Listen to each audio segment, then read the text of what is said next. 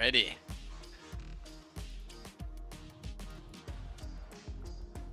Sweet. And we are here. Welcome. Oh shoot, I gotta mute the stream. I'm hearing myself. We are here. Welcome to Rainier Rushdown. This is rookie edition number 4. I am Leaf, and joining me is Furshaw. I don't know. Let's see. That side. Yeah. What's going on, y'all? Here once again for Rainier Rushdown. This time rookie edition. You know what it is. No masters here. No, get him out of here. Yeah, get him out of here. You know. I know somebody trying to ride that wave of diamond players here, but basically giving a chance to all the people. You know, no stress about it. Just have some fun. Get a lot of games in, get some experience. It's all what it's about today. We're gonna see like what kind of character we might have, like a different set of characters, Leaf, and I think it's really exciting. Yeah, we have it's gonna be a fun one. And yeah, we got like all over the board. We got grapplers, we got a Kimberly I'm seeing, we got Geef. I think we got the whole shebang. I see a JP, you know. It's gonna be a good one, I can tell. The whole gambit, okay. Yeah. That's what I want to see too. And it's like really, I don't know. It's one of those.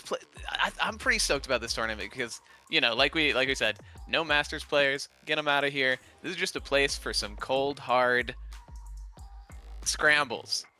Yeah, just like, I mean, you're gonna see people still, of course, trying their ass off for this, but you know, don't expect like the usual gambit of like, you know, like 7 or 8 Lukes or Kens all in a row. I mean, if you pick Luke or Ken, I ain't gonna fault you. Good characters in their own right, and if you want to win, you'll pick a top tier. You know, a wise man once said it. But you know, we're all here to just kind of strut their stuff. You might, you know, just kind of show off your own skills and whatnot, show the talent what you got, and level up, right? Because I think this is what the main point of this is, to level up and get to those bigger brackets that we do have at Rainier Rushdown, and of course locally in Seattle and whatnot. Totally. And yeah, and if that sounds good to y'all viewers out there, this tournament is held every 2 weeks. Right. The rookie normally we alternate. Next one will be a ladder tournament, but the rookie one is always a bracket. So really just grounding that bracket experience for those who, you know, feel a little intimidated entering into like big pay to play tournaments with like really strong players, where here you can kind of just like low stakes every 2 weeks, and you can sort of show off. And you know, if that sounds good to you viewers, I would estimate we are skipping Thanksgiving week. Our next rookie bracket might be December 6th, but that is yet to be decided. So just, you know, keep that kernel of an activity that you may do down the line in your head, and we can get to it there. But all at the end of the day, it's kind of like you said, it's just like a place for us to really sit down, hone our craft, and you know, figure out what lies in the heart of battle, as Ryu says. And if your heart's big enough to, after doing some brackets like these, of course, we have some online tournaments. And coming up, I think later this month, we have our Bellingham 1-Up Lounge Monthly. Had a couple of those so far. They have great prizes from what I hear. So if you live up very north or want to travel a little bit, definitely check that out. We also have Domino Effect coming up on December 2nd. It's a charity event with a pop prize here in the heart of Washington. Maybe you'd like to go on to Portland Punish, December 9th. And also same day in Seattle, we're going to have FGC number 7, hosted at GameWorks, right? Yeah, great venue. Yeah.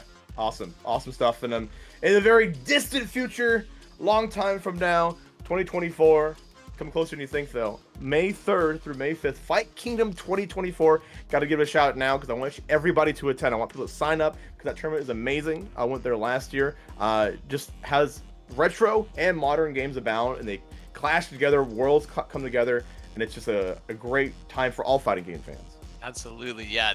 And of course, like you said, multiple day event. That's going to be the big one. Is that, I believe, at Highline again this year, or? So that's in Everett, Washington. And yeah, so it's the area is very nice. I mean, parking's not super bad. You know, a lot of great food places around as well. People playing games like all day and whatnot. There's arcade cabinets provided as well. Zaffa does a great job taking care of everybody. So I'm looking forward to it once again. Yeah, and if all of that blew by you a little too fast, there is, of course, a place where you can find all of that information in one convenient place. If you, the viewer, have one of your fancy, snazzy, new age phones that have cameras in them, you can actually look right down to the side of Furshaw here. We got one of those checkerboards, magical checkerboards. You just take a picture of that thing and it'll send you right to our Discord, where, of course, all of the events, all of the people that you could ask for assistance, ask for sets, it's all there. And, you know, if you ever want to, say, for example, get in on, say, like, TOing or streaming or maybe even commentating, that would be a great place to, you know, maybe start that journey as well. Maybe you want 3 a.m. sets, you know? Anybody want sets? You know, I think everybody wants sets. Yo, we got players pinging at 3 a.m. That's for sure. That's never done about that. But yeah, definitely check the QR code, guys. And like, how we doing, chat? I see Biscuit there as well. Like, how's everybody doing? I know it's kind of the middle of the week right now, Wednesday, almost at the end. Next week, Thanksgiving. Get your Thanksgiving on. Oh man, we got to get that better Twitch TV integration. Not having Cat Jam in our chat is tragic. No Cat Jam. But it seems like we're ready for our first match. Let's go. Already. I believe this should be... Oh. Did I see Thank One versus somebody named Rowdy something, who I'm not seeing on our bracket here. So I'm imagining that's an alias, a CFN alias. Yeah, we'll see how it is. People change their CFNs a lot, just you know, whether it be trolling or just for pizzazz. But shoutouts to also our very own Goris, who's entered this as well. Goris, who helps run stuff behind the scenes sometimes. But choose to play a little bit in our rookie bracket, so we love to see it. Yeah. And yeah, like I said, coming up, it's gonna. I'm pretty stoked for this first one. Our at least one of our players, Thank One, very proficient Skullgirls player. Pretty new to the scene, already taken names in that game, and is over here trying to take some names in this game as well. But on the other hand, on the other side, we have Tidda, a Ryu player. I believe we've seen him in this bracket before, but really starting off strong with this pressure, forcing Thank into the corner, and mounds of damage inbound.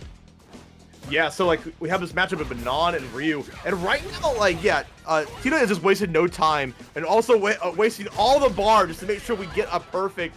Thank One just having to be like during the heads, like, all right, how do I stop this machine? This man is coming at me. Yeah, it doesn't stop either, Leaf. We just keep going. Oh my god, and the throws. Yeah, no answer to this drive rush either. And just like that, the burnout, but the offensive burnout. Nice reversal, just busting out. Now it's Thank turn. Yeah, unfortunately, Banan only has a few wake-up options. It all requires meter right there, but Thank One's still in the corner trying to find their way out. Ryu in burnout, so hopefully Thank One can find an opportunity. Gets thrown back in the corner. There's the overhead. Nice. Can he carry it home? Oh no, drops the combo, but call that a reset perhaps? Still needs that last touch. Oh, there it is. Yeah, that was some quick work coming out from Tidda there. And with Ryu, no matter like just going with the pro tag character, sometimes you just want a character you can learn the game with, and Ryu is definitely one. But you said it earlier, right? There wasn't much to check in the drive rushes. And I think when you're a learning player, especially in a rookie bracket, you want to learn how to handle the mechanics. The system mechanics of this game are very strong, so you have to learn not only how to check drive rushes, but also be ready to react to drive impacts too, because it does all add up, right? Totally. Yeah, you don't want to be taking any of that damage. But starting off slow this round. Already though, Tidda forcing Thank into this corner. Already one drive impact taken. The escape is denied! Man, this Tidda's pressure cannot be escaped. It is just so hard. I like the idea of Thank One using parry there in the corner, trying to find out like an applicable use for it, because it's hard in a moment to do that. There we go. Once again, do it on the donkey kick. And I do like it also from Tidda's side, use the donkey kick as kind of like a pseudo poke in a way, right? It's also very active. We try to see them do it on Oki as well. But here comes the damage we saw last time, Leaf. Ooh, are we gonna get? We're doing the level 2. Okay, saving that bar. Are we gonna get the cash out here? No, saving it for the next set. That is a quick 2-0. no handshake, online tournament, but I'm sure it would have been cordial. Yeah, we can only imagine, right? But wow, quick work from Tidda. We can see they're Diamond 3 right there, right? They're on the cusp, right? They're just like, all right, if I just let my rank settle here, I can enter, right? Joking, of course, but just fantastic stuff all around from them. I think with the way I'm seeing them play, they're definitely going to go far. Just seems to have a pretty good grasp of not only the mechanics, but also Ryu. We definitely started trying to get the level 2 cash out as well. Didn't go for the full swing of that, so those are kind of more advanced combos. I think the best thing when it comes, if I had one word of advice for everybody in this bracket, make sure you finish your combo, because like the best combo is the one you can finish. Yes. Yeah, you got those flashy optimals and you got those tournament combos, right? The consistency, right? Yeah. Yeah. But man, going straight into this next one, Robert Rotten versus FOXPLYS, which means that Robert Rotten is Edea, who I think is another returning name. DJ versus Rashid. Foxy usually a JP player, so we'll see how this Rashid fares. This is one of those matchups that I think can be surprisingly respectful, considering these two characters. These are two characters that I think DJ has the edge, but kind of blow each other up.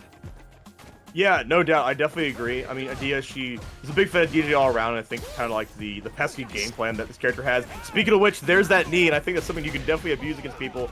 But on the other end, Foxy just really on point. Yeah, identifying that the combo dropped and just going for that easy back throw to end the round.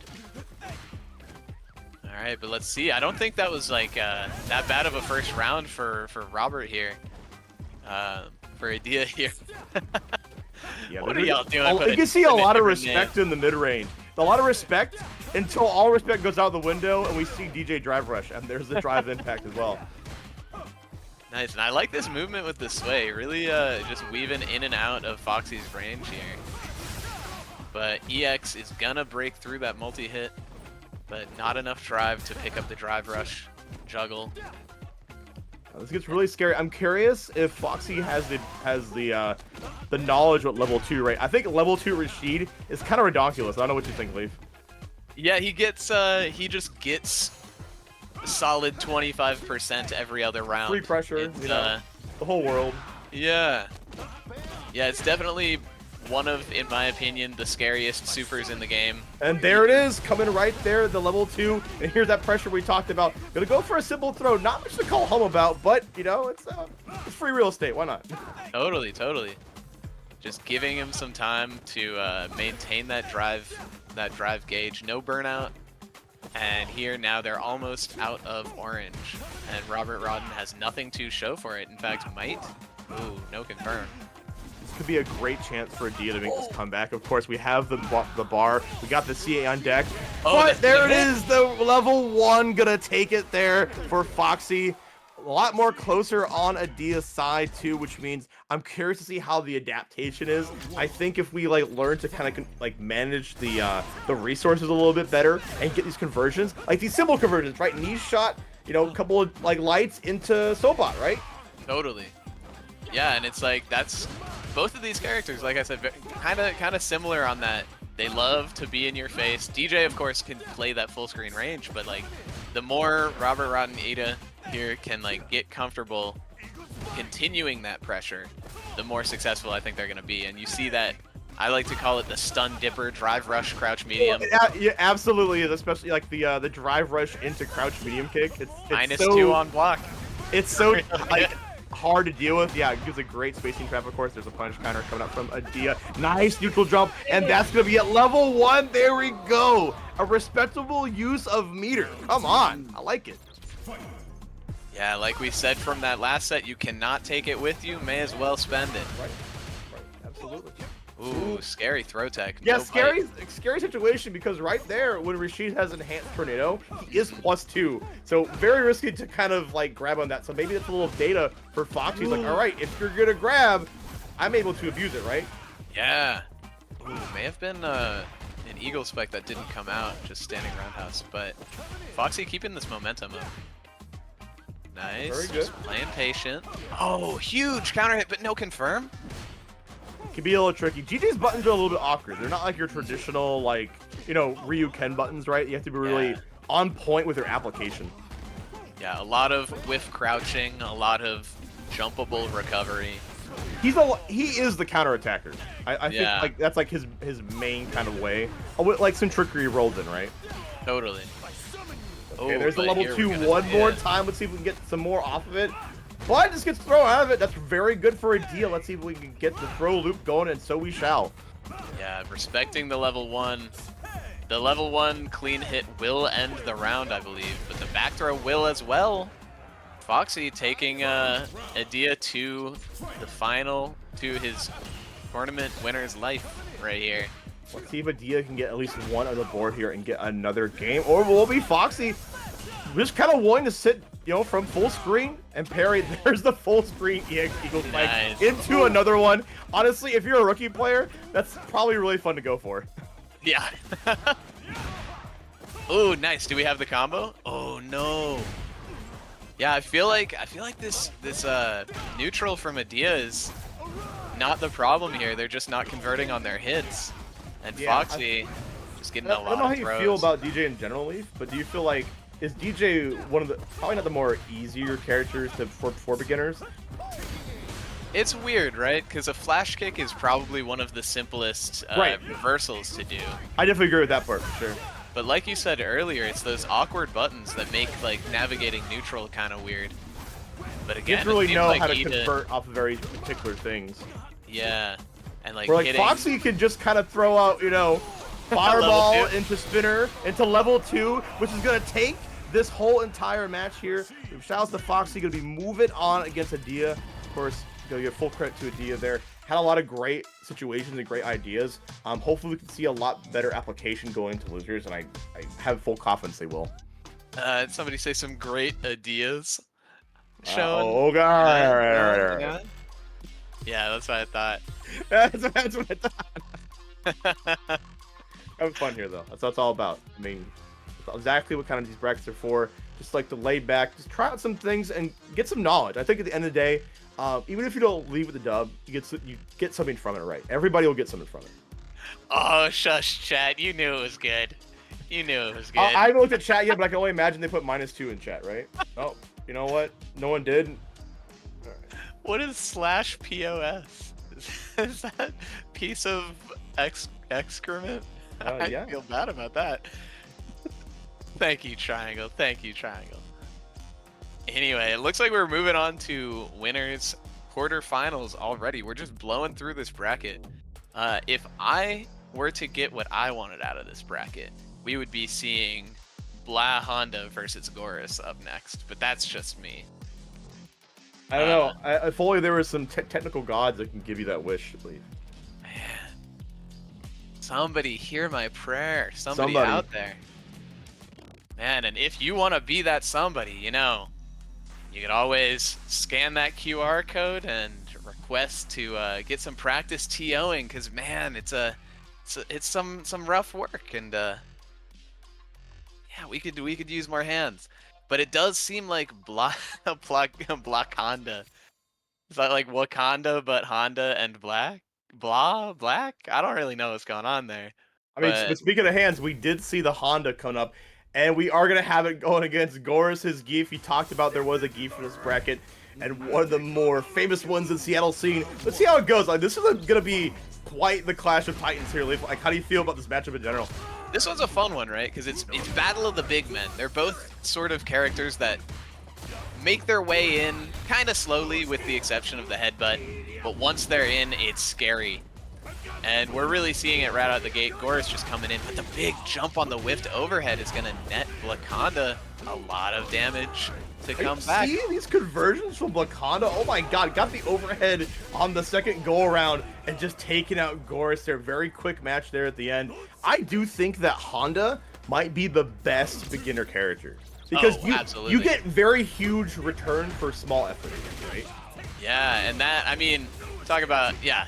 The pressure that you get, like that butt slam +1, great move. And BLAHkonda is really kind of making me a liar here. So I was kind of expecting a more a more passive Honda play, but he's really just rushing Goris down here. It is the wake up drive impact there. Gonna go into the pile driver, make up some of this damage potentially. Drive rush in with the meaty, but no respect coming out from BLAHkonda. But the level 3, there it is, Goris, for the fans. My loyal fans! And Edea rip the burnout as well. Not super scary since Geef doesn't really have any moves to chip, but it does make that knee a lot safer. Oh, and that's gonna be it, absolutely. Yeah, the thing about too is that if you're in burnout, like Honda just gets like a little level up, right? Like you have to start, not only are you holding pressure, that's like more plus, but you take a lot of chip damage. So really important in this matchup is to make sure your drive economy is up. You're using the parry just to make sure you get some meter back against every headbutt and potentially rebutt slam. Potentially, right? It's easier said than done. And we're kind of back in the corner. That is a punish counter fierce, which means those will take extremely big damage. Reset to the drive impact. We're just not stopping your lead. He's still going.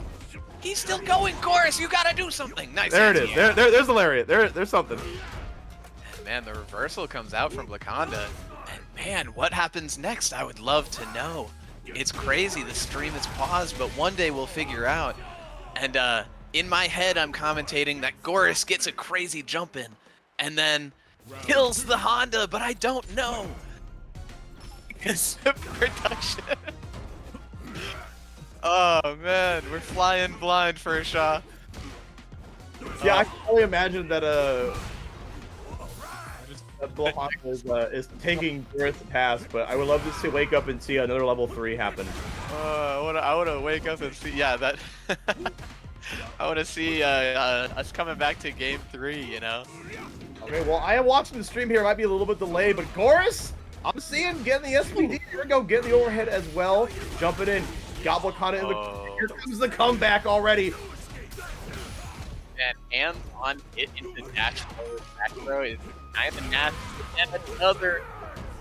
Oh, never mind. The lariat keeping Goris alive. And the dream of the game 3. Oh my gosh, the EX lariat again. Yeah, I the like. Dream of the game 3 staying alive. Big fan of like issuing that kind of like right away, making sure that make BLAHkonda think twice about jumping. All right, all hands on deck, but now you're putting it all into the corner one more time. Gonna go into the level 3 ring of fire, bring it out, and of course get some of that drive gauge back in the process and freezing Goris's drive gauge on top of that. This is looking pretty difficult in this situation. Where's the level 3 though? One headbutt puts him in a pretty scary situation. Yeah, you think Goris is gonna like fish for it? I really. Oh, right now. Oh, I wouldn't have hit. I might have hit. I mean, I like the patience. Oh, there it is, the running bear grab. You did not expect it, Goris. Got drive gauge back too. This is looking at a potential. No super. There it is, the level 3, but it doesn't matter. The EX Bug Slam is your savior. If nobody got me, I know EX Bug Slam got me. Oh man, I would be a little salty there if I was Goris. But man, the near comeback, I think that was still a pretty great showing by our production brother Goris. Congrats to BLAHkonda. That was some crazy rushdown Honda.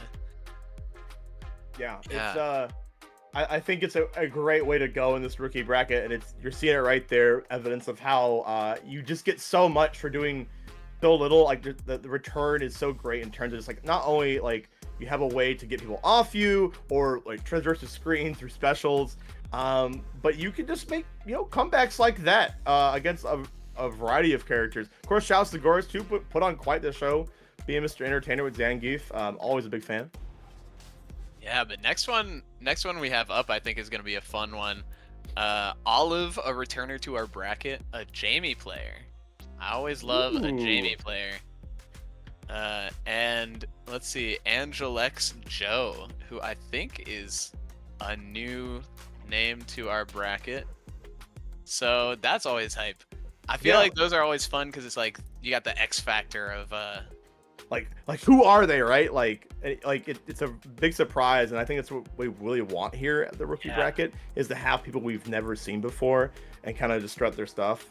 On the other hand, Olive bringing out Jamie, now that's a character that I think he just looks so cool, right? So I don't blame people for looking at him. Cool. He is difficult, I will say, because you kind of have to manage between playing a not so great character going into a great character if you get those drinks. But I think in a rookie bracket, you're bound to see probably Jamie get those drinks more than not.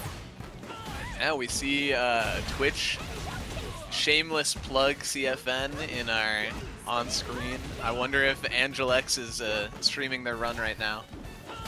Hey, I love the co-streams when we have these kind of brackets up. Yeah. Go give support if you can.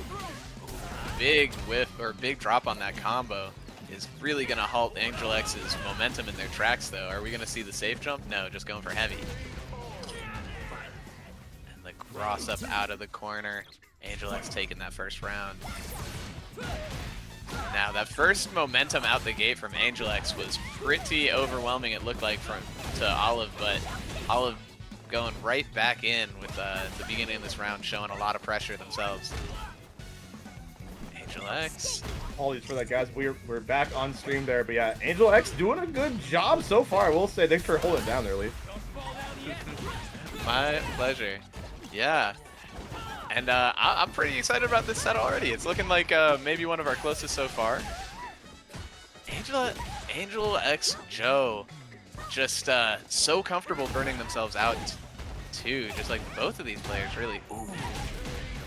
That was a huge chance right there for Olive, and definitely took it right there. You gotta watch your wake up sometimes. I know they can kind of see like a free jail out of jail card, but great reversals comes great power.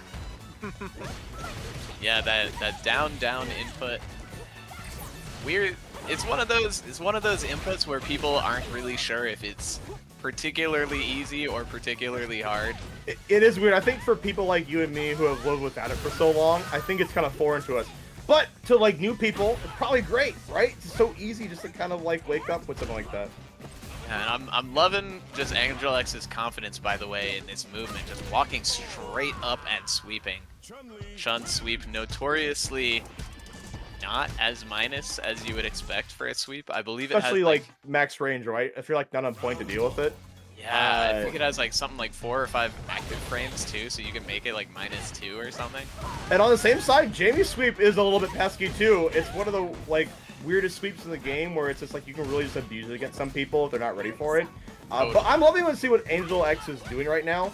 Really showing the strength of Chun-Li, and that is the walk speed, right? You talked about moving in and out and using buttons. Like that back walk speed is so great for whiff punishes, and you're finding it right here. Ooh.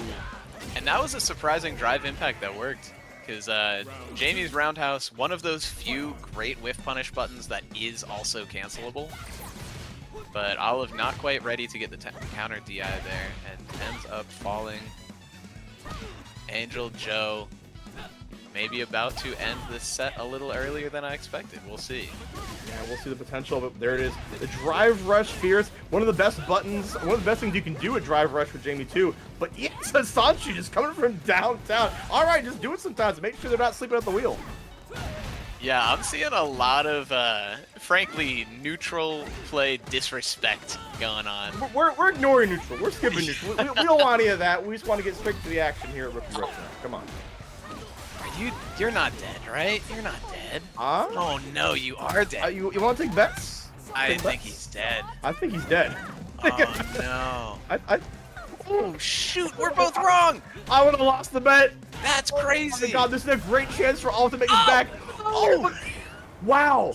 Good recognition from AngelxJo, because that was like your life flashing before your eyes, but because there was like no health left, the armor did not save you, and there we go. That was insane. Like I thought Olive was just gonna take it all back, but no fear from AngelxJo, just to press the crouching light. Oh my god, I thought that was checkmate. The clutch is that the clutchest jab I've ever seen? I think it is. That may have been. Oh my god, that's yo, letter to those of y'all out trying to learn this game. Guaranteed drive impacts are a thing. Usually every character has basically only like one or so move that will do it. Right. A lot of the time it'll be your standing heavy punch that gives enough block stun. The idea is you want to look for a button that not only doesn't give them enough time to jab, also does not give them enough time to throw tech or, most importantly, jump. And those heavy punch normals canceled into DI while they're in burnout are usually going to be provide enough block stun to where that is just guaranteed every time. The Jamie heavy kick, maybe not one of those buttons we're learning. I see Olive in chat saying, "I have learned that is not a checkmate." I'm like, I mean, I'm glad you took something away from it. That's what really matters at the end. But yeah, good. I definitely agree, Leaf. This is definitely a go-to option. I think there's always good to have a launch pad to go to with a normal to have like a guaranteed checkmate like that, especially in burnout. Out of burnout, it's not going to be so much. You have to find other buttons because this system has a very smart implementation with it, where it's like if you have a guaranteed block string in drive impact, it will actually not wall splat you. So be very conscious of that. I know people want to press buttons in the corner, but you have to press the right buttons. But we're getting on to some more buttons probably being pressed here at Kimberly and BLAHkonda, Bloody 9 versus Hekl.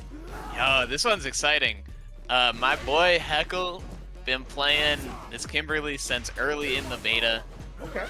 Pretty stoked to see him come out tonight. And Bloody 9, one of our usual rookie killers over here, I think got pretty far in both of the last two of these. I like that title, the rookie killer. That's great. And yeah, dude, BLAHkonda, another one of those like Honda-esque, like really annoying character, right? Really pesky to like pin down, right? Yeah, pesky to pin down and hard to fight if you're not used to the matchup, right? Ooh, but a big block on them, but no! It's coming from Hekl. That was such a golden opportunity. Man, and even that whiffed command grab, that thing, ooh, no, you are dead. Yeah, when you see yellow, it's guaranteed to be death with a command grab against like that. But yeah, you said it best. This character it can be very similar to Honda, especially in Burnout, where you have to do a lot of horizontal space, a lot of horizontal action. As I say that, the command grab is coming out once again, mixed with the strike right there. Fighting back from Hekl, trying to come downtown, but if there's one thing that like BLAHkonda has that is like so good, it's gonna be that dive ball, right? That's gonna be very hard for I feel like beginners to deal with. Nice, and here's a punish. This could be the start of Hekl's momentum here. Hey, nice. If it works, it works. Throw loop all day. It's Four, do the torpedo? No. But you have to be mindful of the reversal, and there it is again, the command grab. Man, we are seeing so many of those already. I think Bloody 9 is kind of smelling blood in the water. Hekl not reacting to any of those command grabs. BLAHkonda command grab kind of one of the on the weirder side. I feel like as far as it is reactable, but it's one of those where it's like I think you'll get more if you try to interrupt it with a button. It looks like a jump, but if you hit a button, it will punish it standing. It looks very, I think the trickery comes from it looks like other moves, right? Yeah. So and like if you're not already looking for it to react to it, then you're gonna get hit by it. So it's really a reactionary check. That's what this character is in a nutshell. On top of like, you know, having the Street Fighter 6 mechanics. Yeah, of course, we got that BLAHkonda ball too, right? The heavy BLAHkonda ball pretty dang safe, but has the startup. Light BLAHkonda ball, virtually no windup to speak of. But man, Hekl really, once again, starting this momentum. Starting to heat up. Nice blocking these sweeps. The slide's not going through, but the command grab again. No, not again. I mean, you can't let Bloody 9 get away with this because it just invites you to get run on over. Another sweep coming out from Bloody 9. We saw the block come out earlier from Hekl, but no punish. Like, that is a death on blocked button. Totally. So hopefully, you know, we got the idea. Let's get the two-parter, right? Let's get the punch going. Oh no, and these full screen command grabs, I don't think one has like not hit yet. Except maybe one of the first ones at the beginning. I can't blame Bloody 9 either. I mean, if you're not representing a way to deal with these shenanigans, but there is one, Drive Impact, and that's exactly what Drive Impact is designed, is to make sure that you are not keeping your pressure linear. Keep it honest. And my man's Hekl is going right into the install level 3. Gonna get that nice walk speed and damage buff. That is minus, but not quite close enough for the crouch medium. And whoa! What was that toss? That was a little wild, not gonna lie. Yeah, may have been an input error, perhaps, but man, a lot of just reverse. What are these instant jump buttons? I think if you look at the dictionary, Leaf, this is what you would see scramble in, is this match. Right now, that's exactly what's happening. Everybody's jumping all over, like Bloody 9, jumping over into command grab. resting on their laurels once again. The sweep, definitely sweep punishable as well. Oh my god.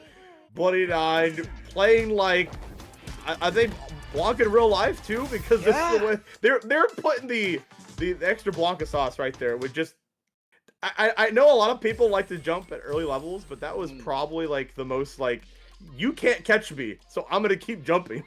Yeah, it was kind of. It's hard to pin down. It can be really frustrating if you can make it frustrating for your opponent and whittle down their mental. Even you win like half the battle. Yeah, and that, I mean, I think that was kind of like the perfect example of that. Like the identification that the command grabs were hitting. Why stop hitting?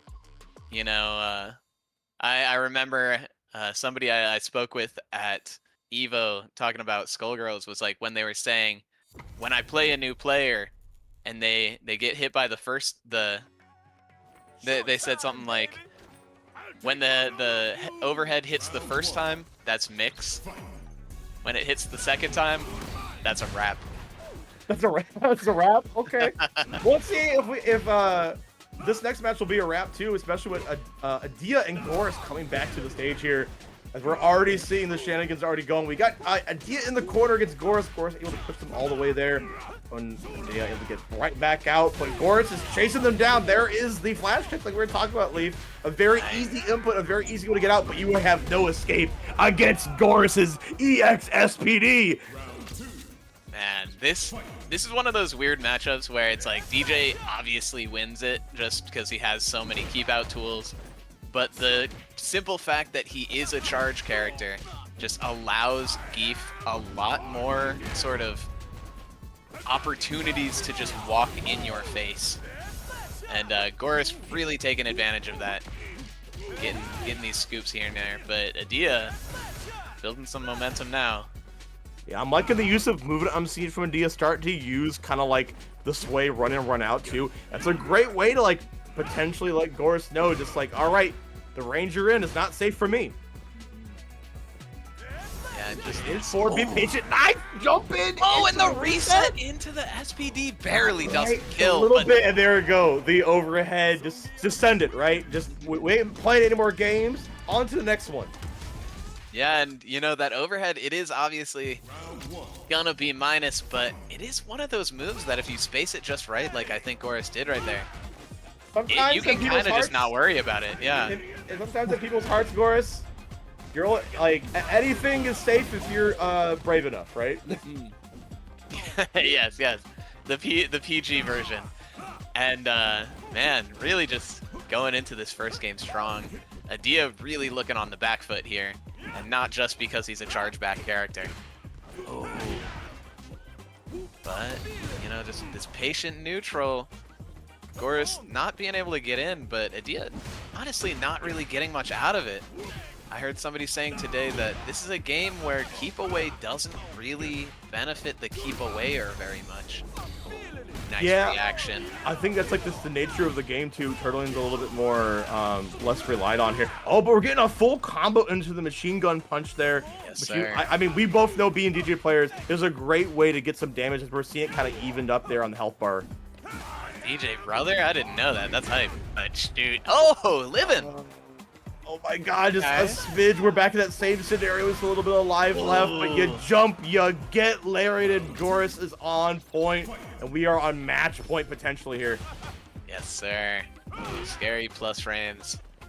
Edea just slowing things down to a crawl. Goris does not care. Slow it down as slow as you like. I'm walking anyway. Ooh. You know, I think that might have been an air SPD that just came out as a heavy punch. Worked either way. We'll call it a happy accident, right? Ooh. There it is. We're churning, and we ain't gonna stop churning. That's gonna be level 3, and I think that's game. Bro, he churned after getting counter hit. After getting counter hit, right? Punch. What the heck? Your frames are a myth. They are nothing. They are nothing to me. Frames ain't nothing to me, man. Bro, he's just out here for the loyal fans. That Zangy flow. Come on.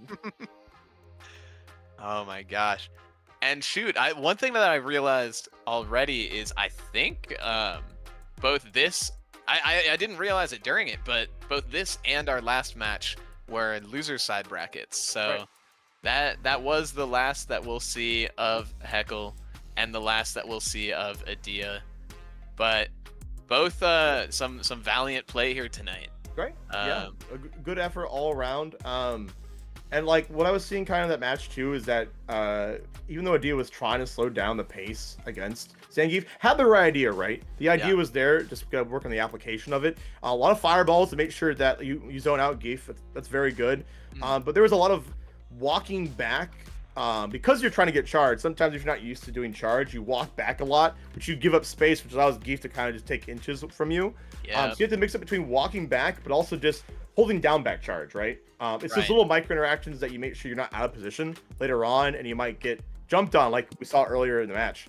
But yeah, great stuff all around from them. We saw like a great conversion from Edea as well. So like they have the stuff, and I want to see them come back to more of these rookie brackets because I think they can do very well. Totally. I think just going forward, it's like I think that matchup more than a lot of matchups. It's like the fireballs. I'm not really sure you're trying to hit Gief with them. I think it's more you're trying to give him the feeling that he needs to jump. You know?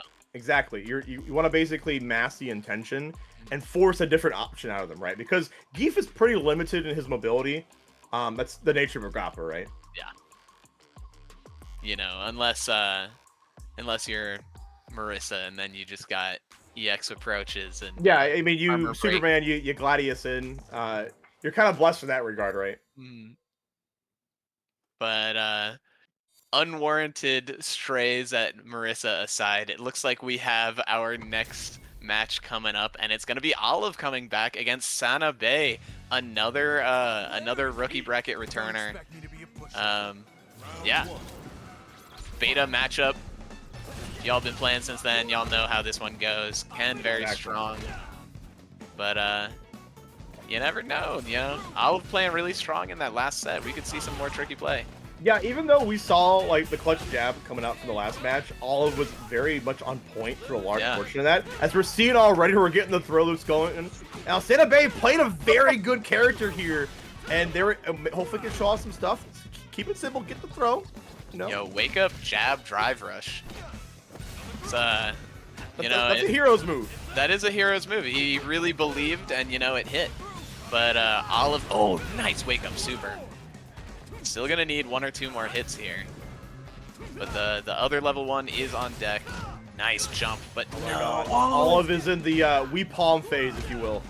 Yeah, and he even let it rock on the sweep follow-up, and he might lose the round for it. Now it's really just one touch. That's not close enough at all. No, it's absolutely not. Block this and punish. Oh, but then not block the whole thing. The assignment. You had the assignment, but you still were able to complete it. And no matter how it's done, just get it done, right? SanaBae gonna be taking that round. Nice. Man, drive rush sweep looking like a DJ player out here, but no, it's pretty safe with Ken as well. Nice gets that throw bait, but no punish there. Oh, no anti-air on the jump out. Olive starting this offensive. Like we said, even though they didn't win that last set, no stranger to high stakes comebacks. Olive showing us how it's done. Oh, a little too far for that confirm. Yeah, like Olive just keep it really simple, like the strike throw, especially when you have SanaBae and Burnout pretty early. I think like there's a big gap here, right? Olive is keep it very much hold their drive rush, where SanaBae is just opting to just blow it all just to make sure they get in. But there's not really much to call home about it, and it's ended up having Olive on top. Yeah, and that's gonna be once again going for the that's not a checkmate setup, but this time it does not get jabbed, and Olive taking that. Oh, excuse me. Second round of game one. Nice counter. Just stopping that drive rush in its tracks. But SanaBae not deterred. Yeah, SanaBae doing a good job of pushing Olive to the corner. With spending this drive meter, there is the reversal too, which probably is okay with taking it if you're not too confident in your punishes. You might just let like a reversal rip because you know you're not going to get punished hard for it. But we're going to throw a loop in the corner. Keep it simple. That's the way I like it. SanaBae going to be taking it. Yeah, and I love SanaBae with like, I mean, oh my god, like you said, they are just spending that that green stuff like it is half off night at the casino, But mixing up their options in the rushdown so well that Olive really did not know what to do next. Nice, gets that block. Dive kick out, wake up buttons into parry, no money. That's can't imagine that was the input you wanted, but I think the idea is there. We're seeing more parry come out from SanaBae. Make sure that we hold on to some of his drive gauge. Throw some fireballs, drive rush in. Yeah, just to get that space back, right? And the first hit of Rekka, -6, notoriously hard to punish for a lot of characters, though. Right. Nice bust out, spending the last of it, though. We're jumping back, finds a sweep, gets the overhead once again. We see that come a lot from SanaBae, right? Getting the knockdown into like overhead or just like grab, right? It's really simple, but it's proven effective against Olive, who's just not ready for it. Totally. Now, man, so many burnouts, but SanaBae still just looking in control, and there we go, taking that second round or first round. Sweep into overhead. Like, yeah. I mean, what's Olive gonna do? Olive needs to have an answer. Oh my God, he's just giving it. The answer is to take a shot. Why the heck not? Took 3 straight out the bat. But SanaBae does not care. I think Olive's plan is like, you know what? Palm, drink. Fierce, drink. Grab, drink. Oh man, but that punish did not net him a ton of damage. Oh, nice jump on the command grab. No confirm on the jab though. Yeah, great insight coming there. Another sweep, and there's the throw this time. We're just keeping it simple. Strike throw all day, baby. Oh my God. Oh, the sweep. And SanaBae going to the well a couple times too many on this drive rush sweep, perhaps. And burning themselves out. Beast is unleashed. We got the level 4 drink on deck here, Leaf, and a lot of meter. This is hopefully looking at all the sides. We're palming to get the chip out potentially. But the jump! Oh my God! He didn't even confirm. Just went into the throw. Oh my God! That was perhaps the most like it did not look as one-sided as the score suggested. Exactly. But my God, that was like the scramble never stopped. Like, expect the unexpected, really. Like, I think that it was good on SanaBae to realize that, you know, you have all this meter. What are you going to do to chip me out? You're probably going to go for palm, and I'm going to jump it, right? Like, being aware of the option your opponent wants to go ahead of time to counterattack it. And it really seems like they have that plan in mind. But great stuff to both players, man. That really was anybody's game. Absolutely, absolutely. Like I said, score did not reflect how close any of those rounds were. It was close, though. Like, yeah, 2-0. People talk about like it was a certain score and it was close though. That was close though. But man, shoutouts to Olive. Thanks for coming back. I love character diversity, and like you said, for Shaw, Jamie's just so dang cool looking. He's a cool character. I'm glad we have a Drunken Fist character in the game. It's kind of long overdue in my book. I'm a big fan of other characters in other games that have the same kind of like fighting style. And we're of course getting more characters in a lot of cool play styles. We know we got Aki and Rashid already in the game, and coming very soon. But hopefully some more costumes. Hopefully soon. I'm kidding, of course. Take your time. I'm just really excited for that DJ costume. Like, you've seen it, right? It looks so clean. It looks so clean. I know Myson, he's excited for the Marisa costume. Oh my God. Yeah, the DJ alt too just looks kind of like Marissa's alt, but on DJ with the white suit. Yeah, we got the wedding dress, and we got like the out of the town, the right? Dress crazy. I'm such a big fan of like what they're doing with like the game so far, which has some confidence in me that they'll make Ed like really cool. I know some people were Ed lovers. I will say that character was pretty polarizing in terms of just like casual base. Maybe. Hate him. Even if you liked matching DP, I'm curious to see if like they'll keep that and if we'll keep going. But I guarantee you, no matter what, they're gonna make the character fun and probably cool. Yeah, no, that is for sure a thing. As long as EX Flicker doesn't come back, I'm gonna be a happy man. Ooh, that would be funny. But you know what? We got parry. You know, I think the reason they're putting such strong moves in the game, which I love having a nice strong toolkit in my fighting game characters, is that you have mechanics to kind of offset that. So I think that if Flicker even comes back, it will probably be good against drive impact, right? Like you could just do that and blow it up. But drive parry will be something to where like, cool, you do that, I get free meter from it. I think it's kind of like the seesaw, right? The push and pull of like the game. Yeah.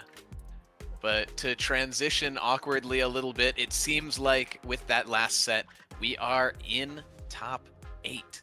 top We have Ocho made it. already We have here made in it. the rookie bracket. As a recap, in winners finals, we have BLAHkonda, our Honda homie that we saw. We have AngelxJo, the Chun player we saw hooking it up earlier. Tidda, who another returner, but we have not yet seen play tonight.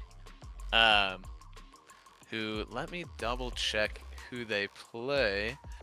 Tidda is a Ryu player. Love it. Love the classic. And Foxy, you know, JP turned Rashid player. Right. And on the other side of things, Slip, another perhaps new name. Oh no, they've been here before. I don't have their character on file though, so it's gonna be tight to see you know, who they are. Right. Made top 8. That's a good start. Clemency, another returning name. Another no idea, another mystery box. Yeah, that's gonna be kind of the unknown matchup we're gonna be seeing too. Not knowing those characters are, but that's kind of the magic of it, right? Mm-hmm. And with that last set is locking in SanaBae, our sole Ken rep until the mystery box decides that they're both Ken players, and our Goris, our Geef buddy, making I love the him. last name to join us tonight. I'm stoked. Shoutouts to everybody who has entered tonight, everybody who has made it this far, so far. Just a recap, this is Rainier Rushdown. We do this every week / every 2 weeks. We do the rookie bracket. If something like this sounds appealing to you, check out that QR code that Fershaw's hogging over there in the bottom right corner, and you know, join up, get some games. If you are a master rank player, we do also have a ladder bracket, which is an awesome way to just get a. But I mean, if you're not a master player, the ladder's open too. If you're sick of going 0-2, just go in there and go 0-12. It'll be awesome. You might even win a few. I don't know. I mean, yeah, jokes aside, it's a great way, I think, because how the structure of ladders work, right? They run for a couple hours. And if say you have like work, right, you can come to it later and still get some time to get some of those points in, get your experience where you want it. I think no matter what, whether you're doing the ladder or you're here at Rookie Rushdown, you're definitely going to be getting some experience as we're seeing these top 8 players kind of break through with their individual character. And we got the variety we talked about, Leaf. I mean, I don't think we got any doubles here, right? Unless Slip and Clemency want to tell me different. I'm saying they could shut me up right now, right? They're both Kens. I'm saying they're both it now. Kens. That's you know what? Sometimes it's just how it be like that, you know. Or they're both Lukes. But yeah, we'll find no. out, and it's great. Like, I mean, shoot, if you think, you know how it always is. It's like, I'm the best of my friends. Right. If you think you're small fish in a big pond, right? Yeah. If your pond is feeling like you need to get out and see some other ponds, just know, but you're confident with yourself. Just know that if you go 5-0 in the ladder, you're basically guaranteed top 8, which means you're basically guaranteed on stream. So, how far does your confidence take you? And let's see if your skill can back up the rest. Maybe you can take those skills to offline. Of course, we have our next big Seattle things are going to be in December. We've got Domino Effect coming on December 2nd. It's a charity event, going to have Street Fighter 6 in attendance with some other games as well. And then we have FGC on the 9th, hosted downtown at GameWorks. If you guys haven't been to GameWorks, I don't know how you live in Seattle this long and not been to GameWorks. But if for some reason you haven't, please come down. Please support. It's always a great time. It is. Yeah. And it looks like we're getting right into this winners semifinals. We're going to see BLAHkonda versus AngelxJo. I like that name, BLAHkonda. Yeah, it's like... It really rolls off the tongue. It really does. Try to make Honda into an onomatopoeia. Now, AngelxJo, this is the player that have the clutchest jab in the whole damn bracket, Leaf. Let's see how if they can pull any more clutch techniques right here. Or will BLAHkonda just bring back the hurt like we've seen them do in the past? Yeah. Yeah, both of these characters pretty decent at playing defensive, but of course this is a pretty offensive game. And BLAHkonda is our rushdown Honda of the day, you know. Anything could happen. But right now, burnout now, yeah. Honestly, in that kind of scenario too, you better be just actively moving, because if you are that low health and have not much any drive gauge left, it's kind of checkmate. As we go right back into the next match and get a command grab, gonna get that sumo spirit up as well, which means any connection from a hand guarantees a hit into extension. Nice. Ooh, nice bust out. Calling out some Oki, but the bust out of BLAHkonda's own. Nice punish there. Ooh, Wake up, bro. Okay. Hopefully look for another situation to bring back this damage here. It's gonna be a little bit difficult, but AngelxJo is making it work. Couple of resets here and there, but the super. Honestly, I think they're like BLAHkonda was just willing to let that rip too, because that probably would have chipped, to be honest. Yeah, and like even if it didn't, you know, enough health to take a nice combo here and just do it again, right? Right. Had those 2 bars on deck, and here comes the Oki infinite jab, but into dash forward. Yeah, I mean, I think a lot of players too are might be forgetting that if you get knocked down, it's not a hard knockdown. You can press 2 buttons to tech backwards, and yeah, if you don't want to get Oki infinite, you don't want to get mid-screen pro looped. Make sure you're doing that back tech. You do give some screen space, but it will help you out as we're getting a perfect parry into the back throw, and now you're in Honda's hell, or heaven for you. Oh, nice super.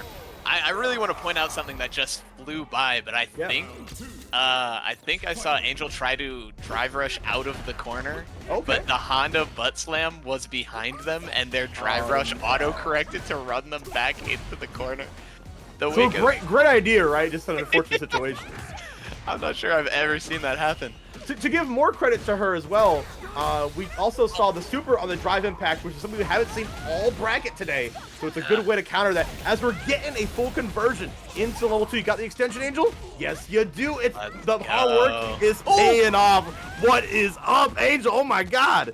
Oh my gosh, this is looking like a completely different player than first game. I know, did you become Diamond to Master all in between one game? What they were playing ranked. Uh-oh, BLAHkonda saying like, I've had enough. Level 2? There is the punish. Great stuff from Angel, and knew exactly which button to go for on block. Went for the punish counter. Yeah. That was impeccable stuff. Like you said, Leaf, like this is a whole different player we're seeing now from AngelxJo. Yeah, they're warmed up, and I mean, maybe it's a Honda thing. A lot of, you know, you kind of gotta adjust to like how the Honda likes to play. Some camp, some rush down like this. But once you sort of get that rhythm that they're bringing out, then you can sort of make your own game plan from there. And it looks like AngelxJo has figured out what they want to do.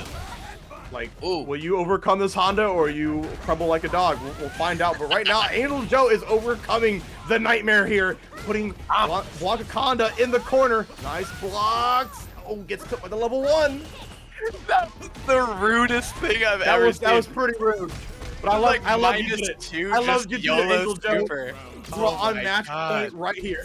Yeah. I like, win or lose, I think they deserve it at this point. That was crazy. Oh! And now the drive impact's coming out from Angel. No combo there, but a call out got that mental damage, right? BLAHkonda slowing things down a little bit. Ooh. Nice. Just some defensive plan. Ooh. Nice. Now BLAHkonda starting to get some of that health advantage back. There it is. Oh, but no confirm off the buffed hands. It's gonna mean trouble already in the CA health. One more throw will seal it. There we go, using the EX button 10 to get out of the corner. Hopefully your Virtual Fortune's got Angel in the corner to keep it really simple. Nice anti-air coming out as well. But there it is. The EX up kicks are gonna take it. And there we go. AngelxJo gonna be taking it over BLAHkonda. Yeah, incredible. We're best of 3, right? In this I believe it's just for winners and losers finals and grands. Yeah, so that was it. But I think that may have been the first game 3 of the stream, and only the second or third game 3 of the bracket itself, which is pretty crazy. But you know, this is the point where that skill gap is going to start narrowing, and we're going to see a lot more closer games. you said it best. Like, yeah, this is a chance to now we're to see a lot more games being played out and see how strategies kind of like evolve, right? Like how do you want to conserve your stamina, especially when you get like later on into the finals, right? Because you have to win sometimes 2 sets if you're the lucky few to get to reset it potentially.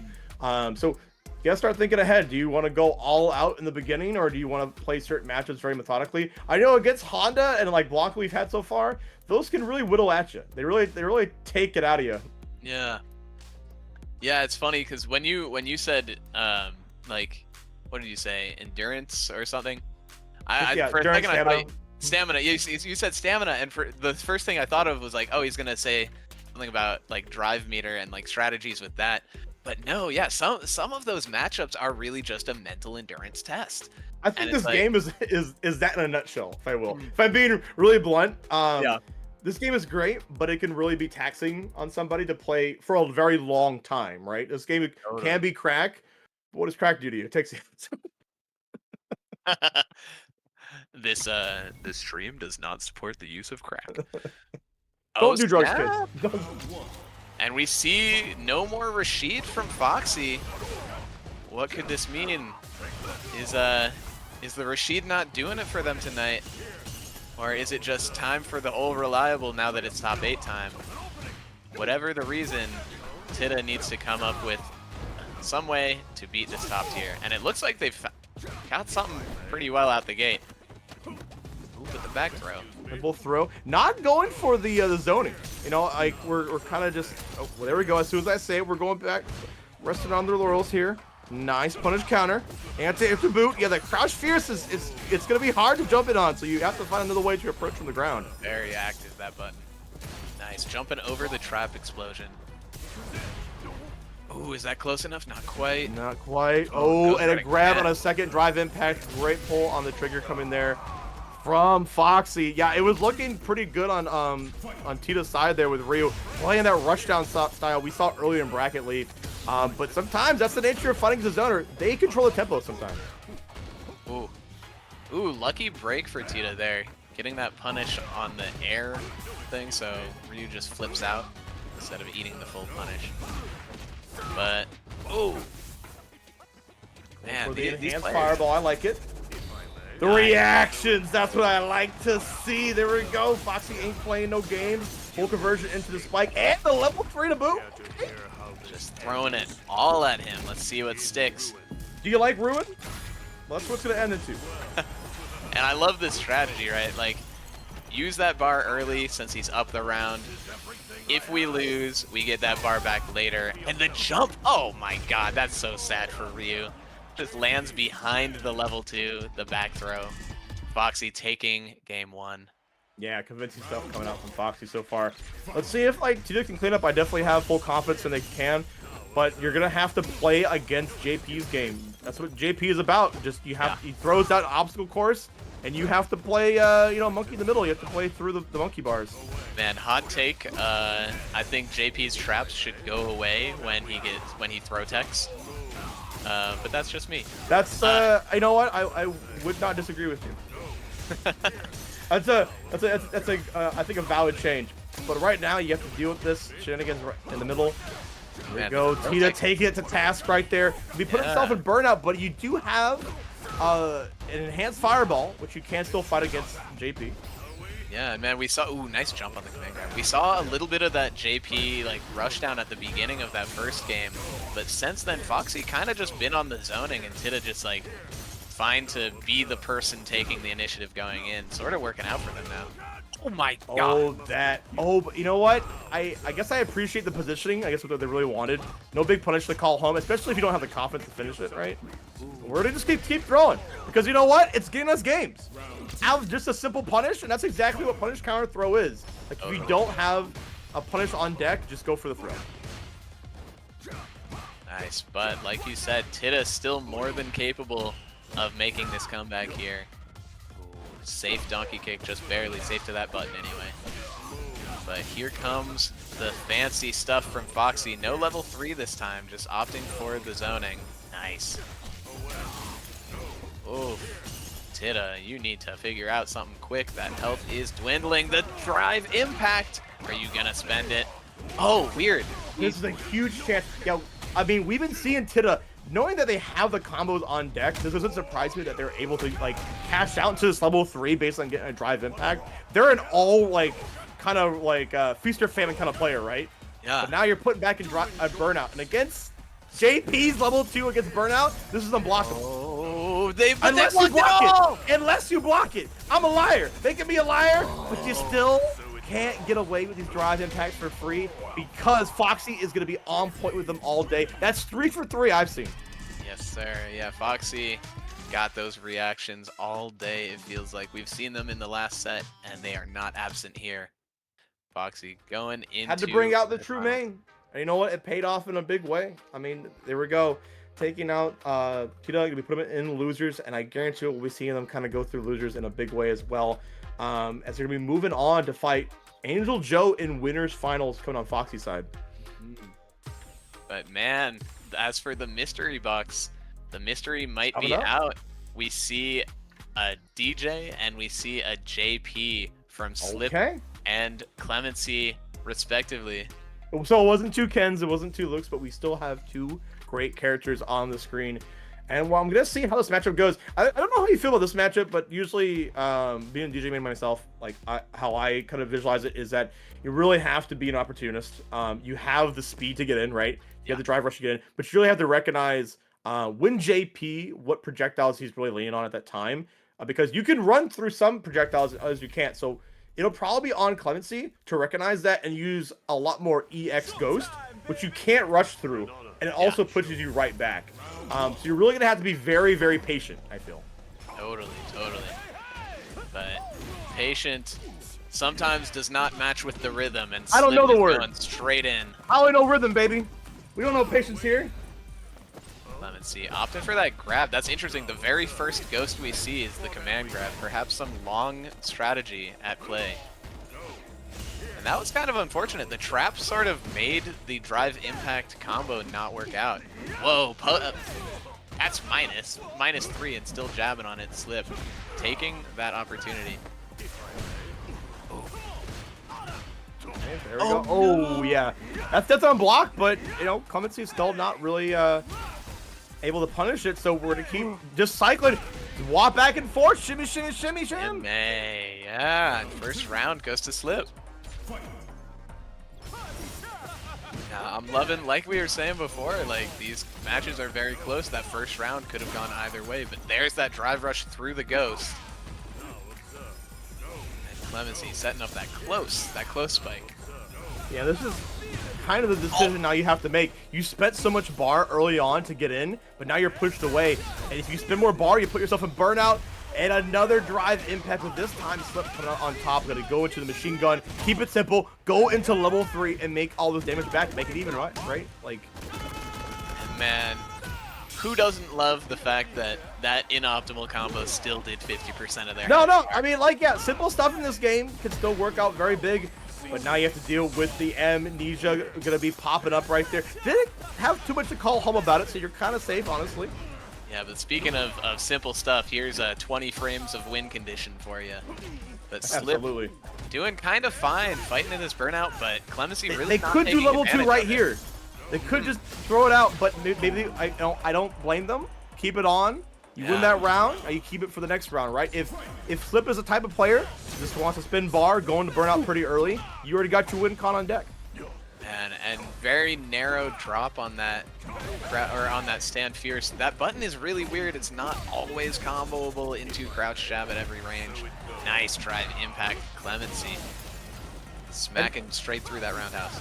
And a lot of these situations that I'm seeing Clemency is coming on top of the drive impact is they're goading with this crouch medium kick, right? They're making them very frustrated. It's like, please do something. Get frustrated. Press the DI button so I can DI you back.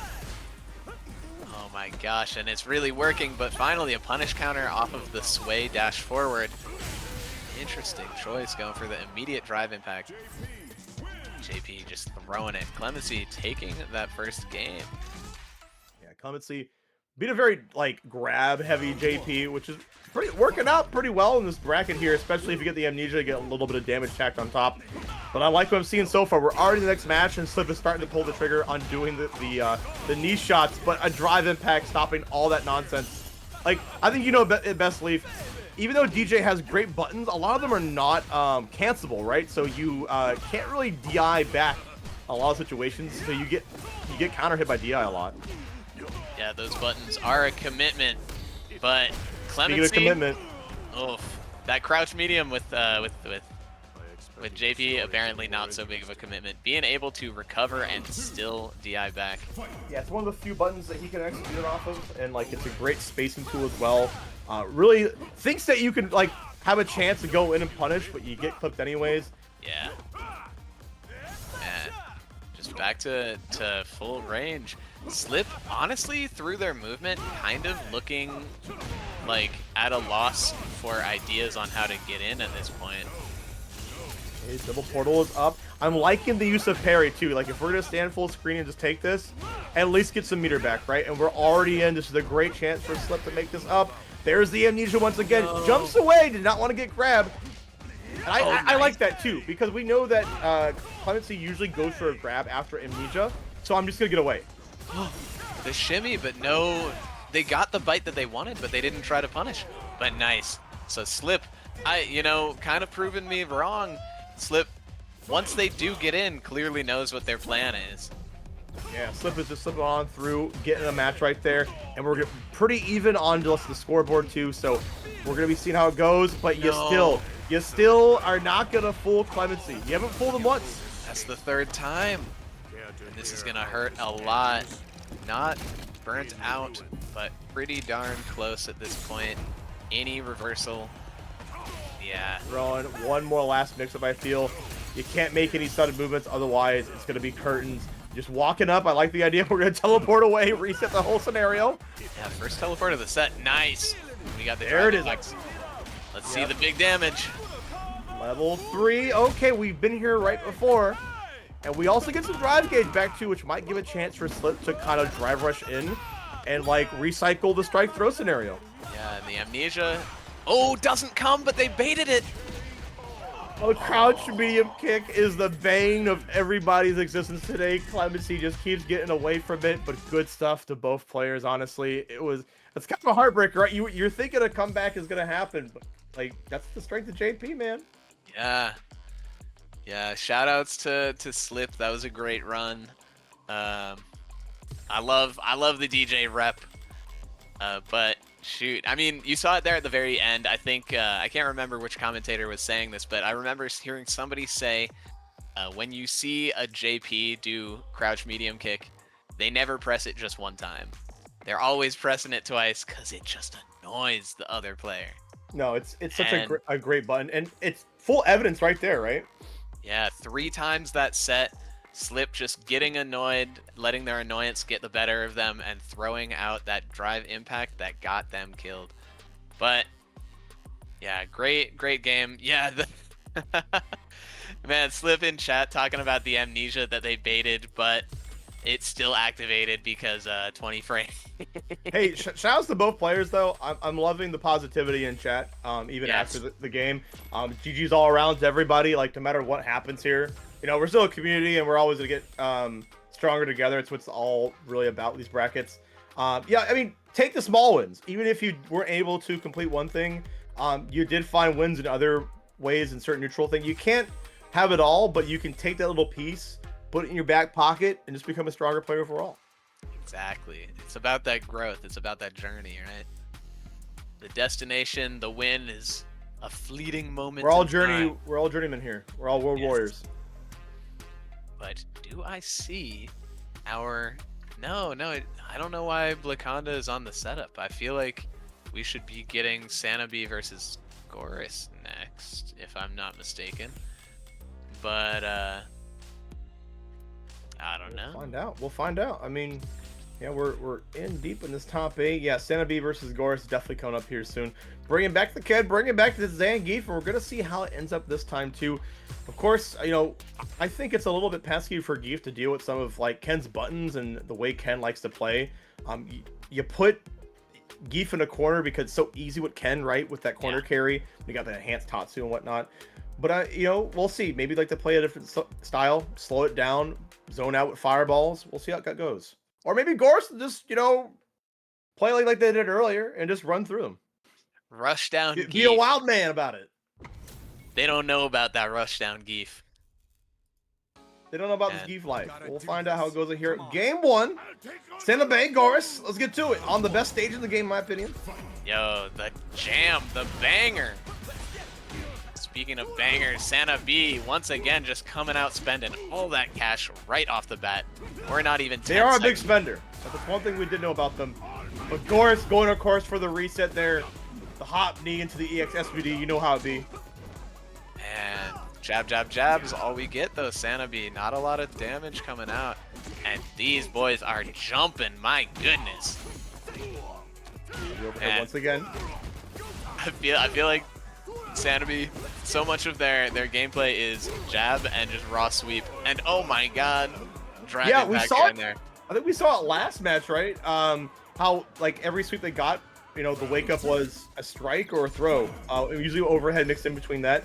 But now they're doing it also with drive rush too. They're mixing grabs and throws, and if you're not checking them, you know, why not? Just keep abusing that fact as we keep doing the same thing over again.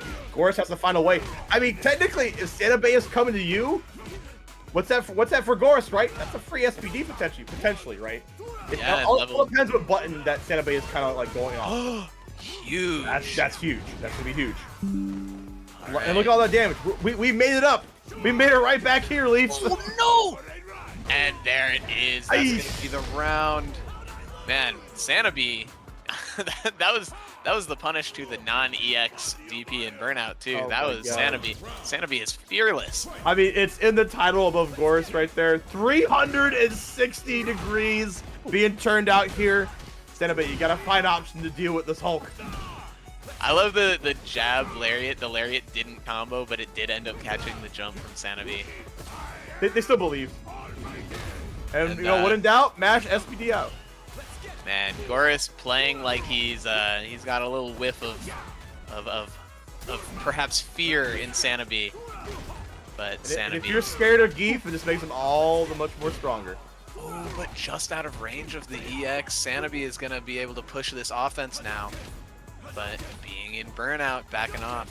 Yeah, we gotta start chucking these plasma, get some drive gauge back, run down the timer a little bit, and make sure that Goris comes to you with a chip out. There it is. Let the target combo rip, because I guarantee you ain't blocking all of it.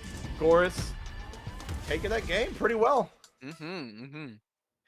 Yeah, but SanaBae, a madman. You can never count him out. And yeah, just right off the bat, wasting no time just drive rushing right in, but right into Goris's open arms EX SPD. And here we keep going. SanaBae recognizing that the resets are potentially coming with the SPD, so they're starting to wake up some buttons. But you know what that gives credence to is for Goris to retaliate with their own and crush them. Oh man, yeah. Once again, just so much space that Goris is winning on this stage just from fear alone. Just able to walk SanaBae right into the corner and chip them away hit by hit. I think a lot of players, especially like in a rookie bracket like this, will start to jump back, right, when they get scared of like losing. But I think it's double, especially when you're fighting against like Geef, especially Goris is when he's just walking you down. Oh no, I think that was meant to be an EX Dragon Lash or EX Jinrai, but instead it was a drop and a whiffed super and SanaBae on the back foot. But there's the jump over the DI though. Oh, and the first Dragon Lash we're seeing too. I would like to see a little bit more of that because we haven't seen too much, and I think that really will still some turns. Yeah. But man, Goris. Goris running at this man like he's a man on a somewhere to mission. be. He's like, sorry, I got a meeting after this. I gotta finish this one up. I'm gonna be late for dinner. I gotta win his bracket. Come on. Oh meat, potatoes all day, food and drink. I need it. Man, Goris definitely earning his meat and potatoes after that one. A quick 2-0 to our production Geef friend. Going on to losers quarterfinals. The Geef agenda is just too strong as we're going to be moving on through that bracket, of course. And now we're going to be getting on up here. I think it's going to be BLAHkonda and Clemency, if I'm not mistaken. Yeah, JP versus Honda. I can't remember, but I feel like I've heard that this is like a really awkward like matchup for both characters. Yeah, it's a little bit weird, right? I think I've seen it already locally. Silky Links, shouts to Eastern Washington, and of course, our very own Cloverwolf, one of the best JPs we have. And yeah, we saw them, of course, at a bonus round go to toe-to-toe at it. Silky Links, of course, winning that match here. But it's all thanks to really, like, I think I hate to repeat myself, but it really is that patience, finding the opportunity to jump in. Like we're seeing BLAHkonda do right now, not giving, like, Clemency any inch to really get out of the corner, and you're already getting DI'd. Oh my god. And the reset, too. No wow. way. No way. Are we about to a perfect? I don't want to curse anything. Oh! I don't want to curse anything. But we're getting a perfect lead. We ain't stopping. Oh my gosh, that was brutal. And he's out of there. He's just gone. Where'd he go? Man. He ruined. I'll tell you that. Clemency, time to go back to the drawing board, my friend. Because this Honda is rushing you down.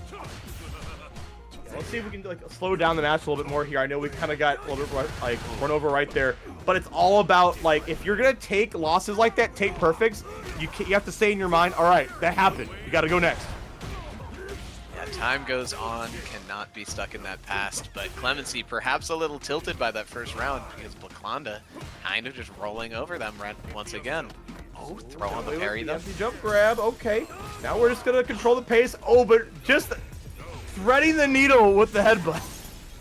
Yeah, man, that's probably like, oh, that's gonna punish too. Yes, it is. Yeah, level 2 has invincibility, if I'm not mistaken, right? Like it's one of his like invincible supers. That'll just blow through everything. So good application there for BLAHkonda. Taking that, that's probably the most convincing game I've seen today. I think like so. maybe Sabol. Like that's just the nature, I think, of the matchup though. You either slow down the match to a crawl and you take out Honda, or Honda just runs over you.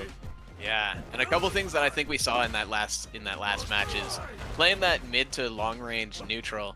The trap set, ooh, nice DI. The trap set is perhaps the most risky thing that JP can do, and if Honda holding that back charge, he can pretty much always punish it with a heavy headbutt or that level 2.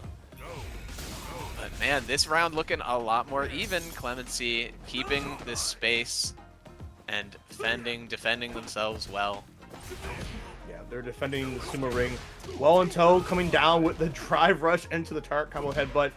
And, you know, all this damage is amounting here to a great comeback as we're going to go right into the EX SPD. And, of course, thanks to the sumo spirit to get that extension at the end. I think that's the really nice thing is that BLAHkonda has a game plan, right? And it's to get damage, a knockdown into the resource, into the sumo spirit to make sure that even the next conversion is even more deadly.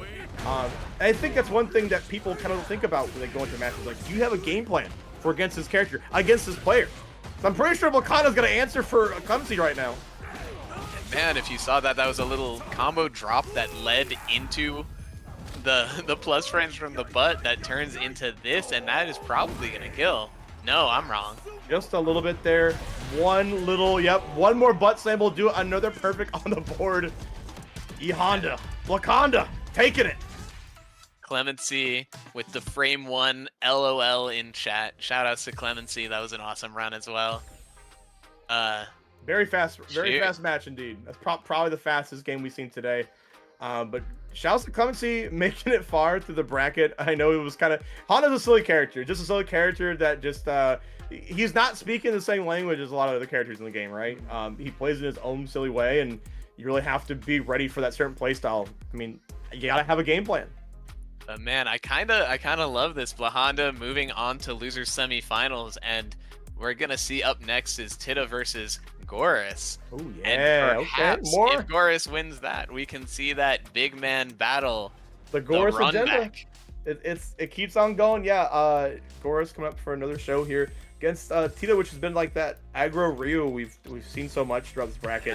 Now, aggressiveness it's not always the way. It's very strong in this game, right? But I think if you're in that range, if you're in Gee's space, you get scooped, right? So you really have to like make sure you understand the spacing that Gee likes to play at. Totally. And specifically for the player matchup, Tidda, as we were seeing, big fan of just throwing out donkey kicks every once in a while. Right. And hard to punish, sure, but definitely minus. And very DIable too. Yeah. And Geef players, both of those things. Geef players generally just great at punishing, grapplers generally great at punishing those sorts of like, it's minus but not super punishable, so the logical thing to do is still block, but you can expect that, there's a little extra counterplay there. Let us begin. Well, we'll see what the counterplay is against these two characters. As we're getting right to it, Tidda, Goris, Ryu, Zangief, let's get to it. Whoa, a lot of parries to start things out. But Goris, man, getting a lot of blessings with characters that just want to approach him tonight. But yeah, Tidda, a little back jump to fake running away and then double dash in throw. Ooh, nice jump out of the corner. Goris ready, but of course, the other half of the lariat is missing. It's a very sad thing, but Tidda will take that all day. I mean, knowing that is a big weakness with Geef too, is it means that you can jump in a certain way and abuse that. So, which means Goris has to be a little proactive in knowing when and where to anti-air. Yeah, that lariat, it's crazy. Geef is a little bit of an illusionist. It looks like he has two arms, but he really only nothing has up my one. Sleeve, or nothing, or no arm, no hitbox, no hitbox. Over here. Ooh, we got our first big EX SPD. And Goris. Wow, no fear from Tidda too, just getting right up in Geef's grill. Could not be me, my friend. But man, boom, not quite. You will come to me, I will come to you. Oh, that was a scary, nice block on the overhead. Oh my lord. No fear. We are not scared of this Geef. We mash on minus frames. That's crazy. And Tidda, I'm just gonna run away. Gets caught. Yeah, Tidda, that's the second or third time that we've seen that fake walk away and then just surprise dash up throw. Goris doesn't really even care. The splash hits wherever you are if you're below him. Taking that round.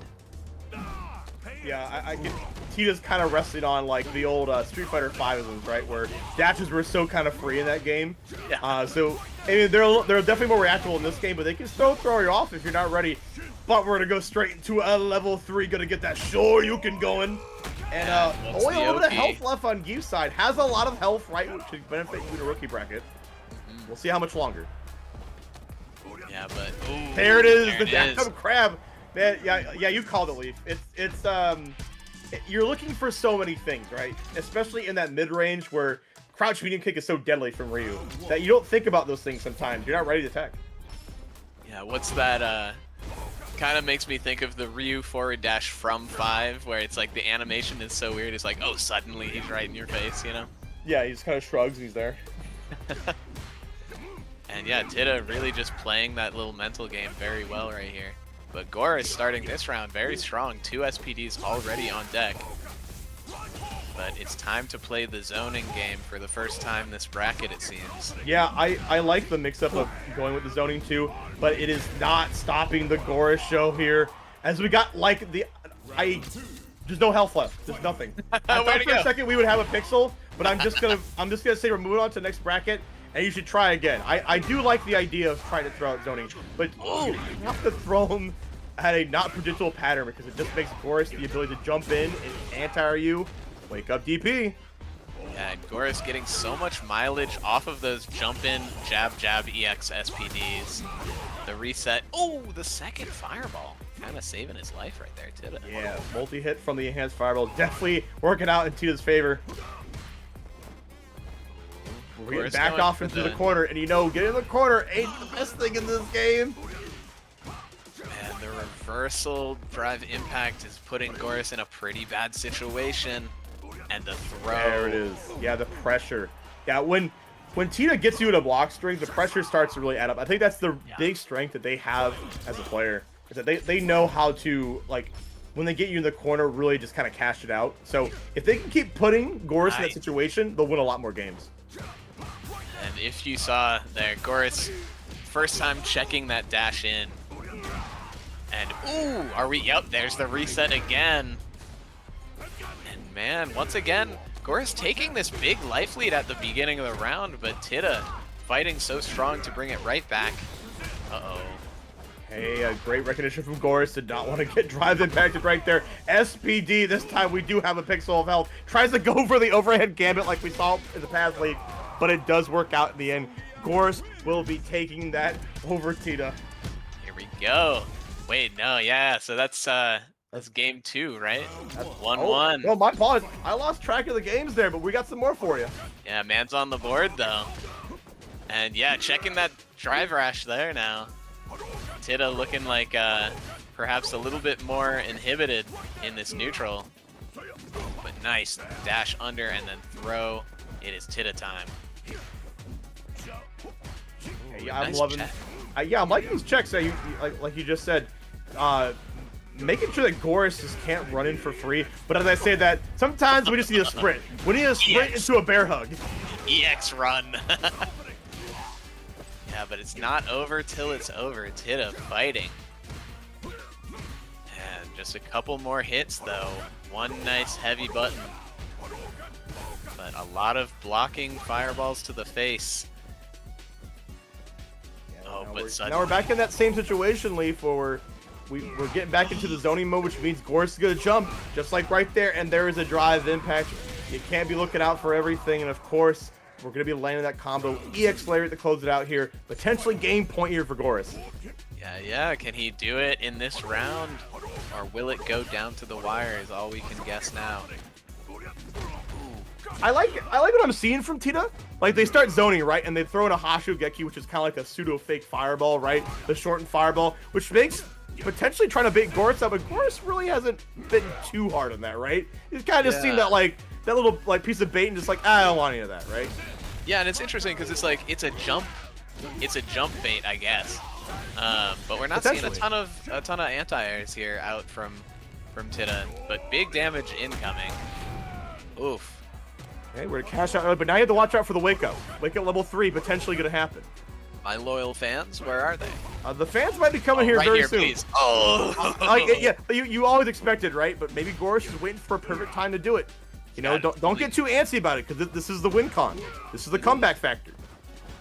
Perhaps got something more dastardly in mind, like oh, that. This is so scary. I'm so scared for you.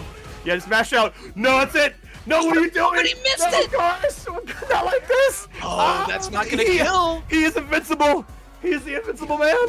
Oh my God, Tidda just walked straight at him. Please. And there it is. We didn't even need it. We didn't even need it. The level 3, it was an intimidation factor. It was all scare tactics. It really was. Goris is gonna win. Going through the bracket, take it over, Tidda. Oh my God! And just like that, holy cow! Just like that, we have the big man rematch. Get back in here, BLAHkonda. It's time to see two large shirtless men duke it out. Oh, you love to see it. Oh my gosh, man. That was a fun one. That was a really Goris fun is definitely like the hometown hero, I feel, with his geef. It's so entertaining to watch. But great stuff to Tidda as well. So Showcase very good with Ryu, which is I haven't seen Ryu as a dying breed, but he's definitely a specialist character. So I'm always glad to see Ryu's kind of out in bracket. Yeah. Moving on, of course, to the two shoulders men, like you talked about, Leaf. BLAHkonda, Goris are going to be going at it here in losers potentially as he moves on into losers finals. Excuse me, we're doing winners finals first. Wait, winners, okay. Like. So AngelxJo and FOXPLYS are going to be going up here. Now these players are here for a reason, right? They've been showcasing the best of the bunch here in this rookie bracket, and there can be only one going on to Grands. And I have a confession to make. Yeah. I keep calling I keep calling him Foxy or FOXPLYS. I'm guilty of it too, don't worry. There's not a Y after that. No. I think our brains filled it in for us, but it is FOXPLYS, so apologize on my end here. In chat, Sam pronounced FOXPLYS, by the way. FOXPLYS, okay. Well, Fox playing pretty good today. I kind of like Foxy, though. Is that disrespectful? I don't know. But FOXPLYS versus AngelxJo's. I definitely said Angel. We definitely said AngelX as well. Which they said the X's. I think we're getting exposed here. Absolutely. Thank you, chat. Thank you, everybody in bracket, for exposing us on this. because we should be doing better on that end. So appreciate that. But yeah, if you guys played any Xbox 360 match back in the day, you know that the X is silent. So, AngelxJo, FOXPLYS, will be going at it in winners finals here in our rookie rushdown bracket. It's been such a great time so far here. So we're gonna be seeing how this match goes. Chun-Li versus yeah, JP. the JP coming right back. Nice, and we got a little angry face into polite face out of Angel. So we'll see if they're coming with that smile with the rage behind it energy. I think that's her way of telling us is like, don't say the X in my name, please. I'm sick of it. Nice, yeah. Starting off pretty slow. Neither of these players really. Oh, you cannot do that against this player. Fox D'ing the eye. I mean, somebody's gonna be versed at DIing in this bracket. It's such a critical, important part of the game. Man, and already twice. This is kind of wild. They're playing so nice. Fox taking the first game. I don't really feel like we see players play this far apart, but already we've seen a mid-screen Chun-Li being able to jump off of the wall, not being in the corner. That's kind of strange. But ooh, the setup is thrown. I like the idea of going for the cross-up there from AngelxJo. Ooh, okay, yeah, we're just getting tons of shenanigans going on from both players right now. The anti-air coming out into the level 2 here. Burnout means you kind of have to hold all this. Yep, unblockable situation. Wake out level 2 ain't gonna work out for you. Oh, but you know what? That's a little bit unfortunate because FOXPLYS is not able to convert off the spike. Oh no, and the punish is not gonna kill right there. Zancho, you're in burnout. Oh, but we're not stopping. No fear. If we're gonna die, we're gonna go on their terms. Man, that was Angel's chance, but you know they're gonna get more. This is first to 3 from here on out in the bracket, I believe. So Angel has plenty of time to make this adaptation. Fox pretty comfortable with this lead right now. We'll see how long they can keep it. Nice. Oh, you cannot do that to this man! Once again, yeah. I think potentially the idea that AngelxJo had was to try to do it in between the special move, the Strigloba move it's called. Because there was a gap in between that, but maybe it's a little bit too late. Yeah, Fox more than happy to take advantage of that mistake. Ooh. Nice. Whoa, the Zancho over the first hit of the ghost, but gets caught by the second. Ooh, and taking a lot of these. Once again, we see the mid-screen wall jump. Gotta find a way in, either by land or sky. But no matter what direction you take, FOXPLYS has just been really on point about just scouting out all the options. I'm liking the idea of using the Asanshu, even against how active a lot of these projectiles are. So I think if we find a better distance for it, it'll work out a lot better for Angel. Oh no, don't tell me you get the combo there. Oh no! But you do not get the DI against FOXPLYS. Fox, you don't play like that. No. Oh my gosh. And it's just setup time. Setup time all day. Fox is just doing whatever they want. Set play city, yeah, it really seems like it's hard for Angel to get a grasp of this matchup. This is probably one of the more harder matchups in the game because this character gets so much reward off of anti-air, off their own like unique reversal, but also just their zoning is just puts them in a very precarious situation. Breaking through the DI. Okay, Angel putting Foxy on the back foot, but as I say that, reversal of fortune. Oh, and whiff punishes the punish attempt, or counter hits the punish attempt. Call it a wish punish. Yeah. Oh, but yeah, it's Angel time. Can they keep this momentum going? Yeah, traps are blocked. Uh-oh, but it's full screen time. What do you do? How do you get in? The Zancho. Asanshu, yep, that's perfect time to apply. Finally found the application and gets some incredible damage out of it and gets the throw. Yeah, that all came up on top for AngelxJo at the end. Had a hard time really finding a way to use the Asanshu, but that was like the biggest payoff they got so far. Totally. And I like the way that they're using that, what is it, down forward roundhouse, the cross-up kick. Yeah. Where not crossing up, Fox trying to parry it and just getting thrown for their trouble. Yeah, that also throws off the Crap Fierce attempt too, because we've seen how well FOXPLYS has been going for that. So I'm liking the counterplay we're seeing from both players. That's something you really expect to see in a losers or in a winners finals match, right? Yeah. But unfortunate, Angel confirming the overhead stance combo, but a little out of range. You cannot do that! I swear, you're always hovering over it, Foxy. Your hands are always hovering, but it's working out for you every single time. Yeah, it's like they got the little neural implants where it just happens the moment they see it. Exactly. But this is gonna kill. AngelxJo making the comeback, and that's through good use of not only execution, but use of meter too. Holding on to it for when it really does matter, because you really do need to. If you're gonna jump in and get opportunity to hurt JP, you need to make sure it counts, and that's what AngelxJo's doing. Yeah, scary situation here, of course. The 2-1 deficit. It's really Angel needs to make that 3-0 comeback, or it's down to loser's bracket they go. I like that DP just calling out the, you know, not the invincible, but it did whip punish the drive impact. And Angel just kind of running away with some momentum here. Oh no, but a big drop.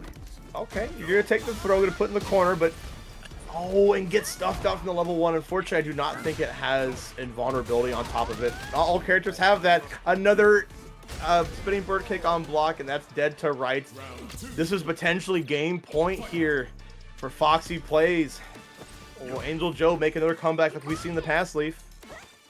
Yeah, it could happen, but man, it's looking like Fox is a lot more comfortable in this matchup. This is one of those characters where traditionally, oh no, the overhead. Oh my gosh, this is really bad. Would you check out the combo though? Oh, and jumped over the escape option. FOXPLYS is wise to it. Wise to it all. Yo, Chun-Li's air throw is looking like the Street Fighter V Cammy air throw. That animation is silly. Yeah, that's I always forget about characters having air throws. Even JP has one, right? You don't see it too often. But man, this pressure looking good for Angel. Can they finish this out? Oh, the whiff of the throw and going straight into the level 1. Needs one more hit to close this round out. But there is the amnesia. Can we get a full conversion on this potentially? Oh my God! And that's gonna be right? At level 2. I think is gonna take it, because if you ain't ready for it, you gotta get hit. You can parry it, but for how long? That didn't even combo. Man. That did not. Yeah, I think honestly at that point when you're just at the end of the game, the frustration does and will kick in against JP, right? It's just a matter of time. Yeah, and I mean you said it best earlier. It's the endurance test, and I think few characters test a player's endurance more than an opposing JP player. Right. Yeah, JP, despite being a zoner, can really be aggressive in their own right too. This is the nature of the beast, right? Nature of the game. But AngelxJo is going to get some more chances to play. Going to go down to losers for our rookie rushdown bracket. Speaking of losers, let's take a little peek at that. BLAHkonda, Goris coming back for more action. Yeah, stoked to see that. And it's interesting. I gotta take a stare at our secret camera on production here. Is losers semifinals also first to 3? It is. So.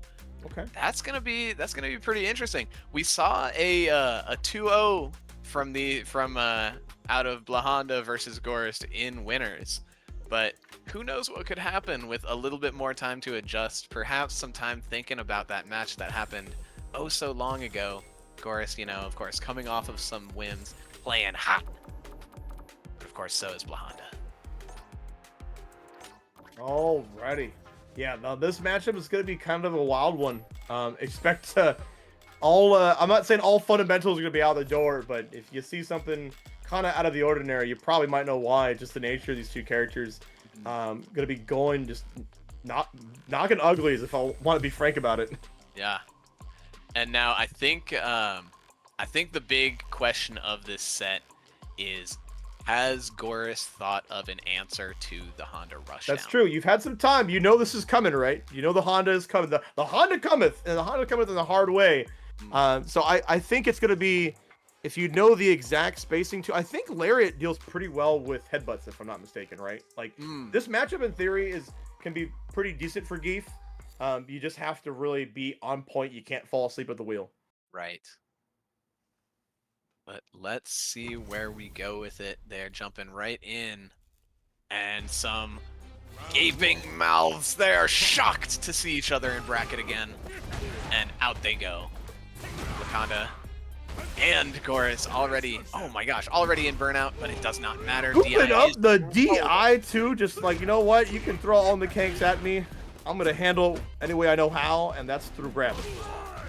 Ooh, nice. That headbutt is, of course, anti-air, air invincible on its startup.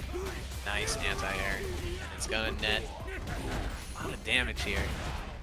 Oh, no! Getting stuffed out. Yeah, I think we both saw it, Leaf. That was a kind of unfortunate on Goris' side, but very fortunate for BLAHkonda right now, mounting the potential of this comeback. Yeah, and it's like we have Lariat for the headbutt, right? But the butt slam gets a little bit dicey because it does finishing it. It doesn't, like you said, hit both sides. So if Honda steers that butt slam behind him, he's about to eat a punish counter. And not to get too nerdy with it, but there is about like 2-frame difference of timing on those butt slams. Yeah. So, and that matters all in the world in a game of frames. Yo, shoutouts to Mr. Spooky. Headbutt on block into EX headbutt.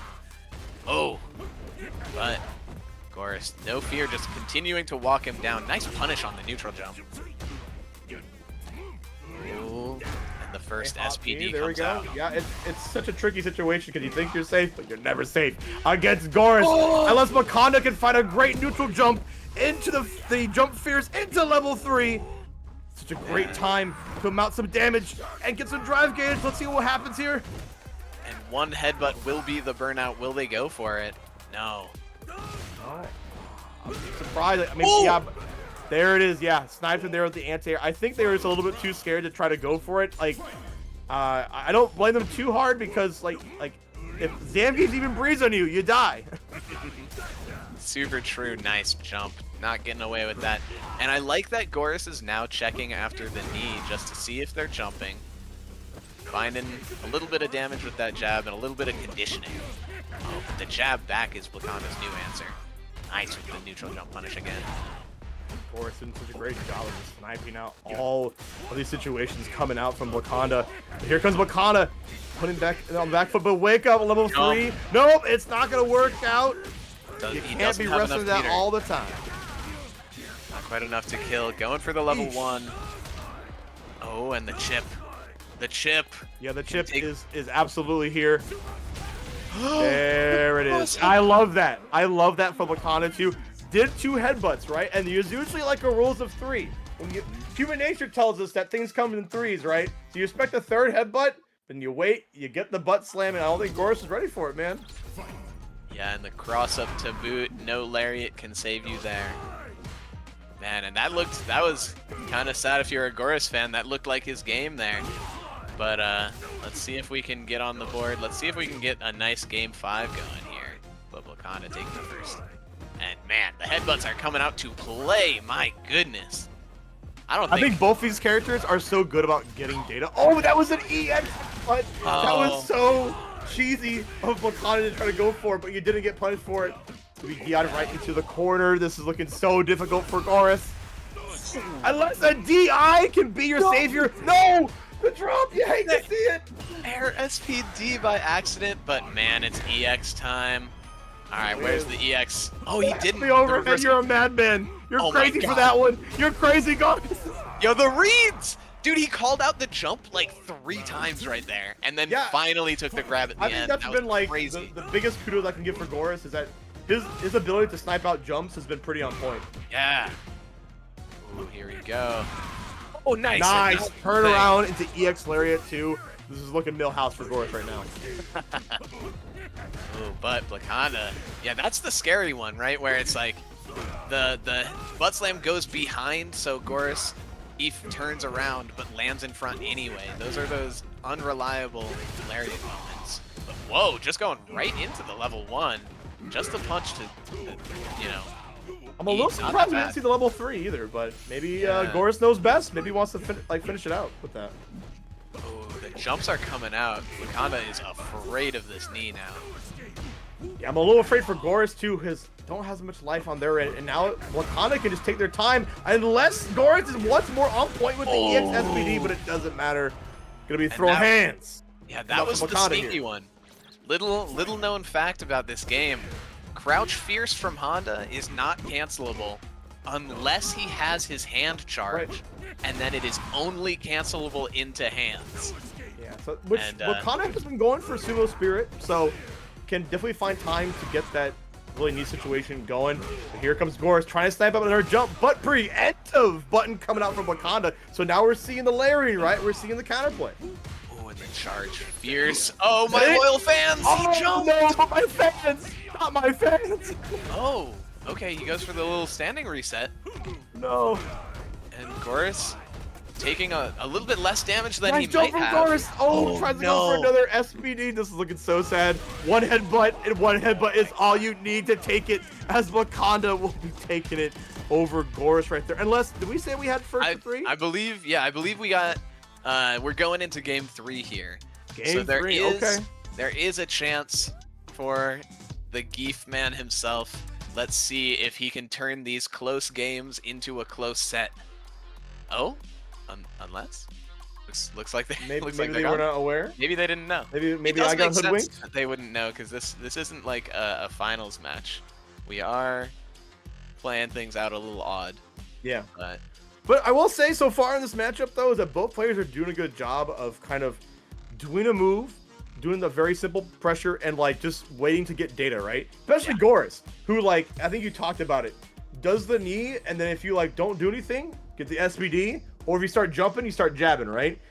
It's a very simple flowchart game plan, but sometimes flowcharts do work very well, especially against grapplers, which are kind of like binary, like they work in like zeros and ones, right? Like there's really only two options they're kind of gonna go for, but they're very strong at doing it, right?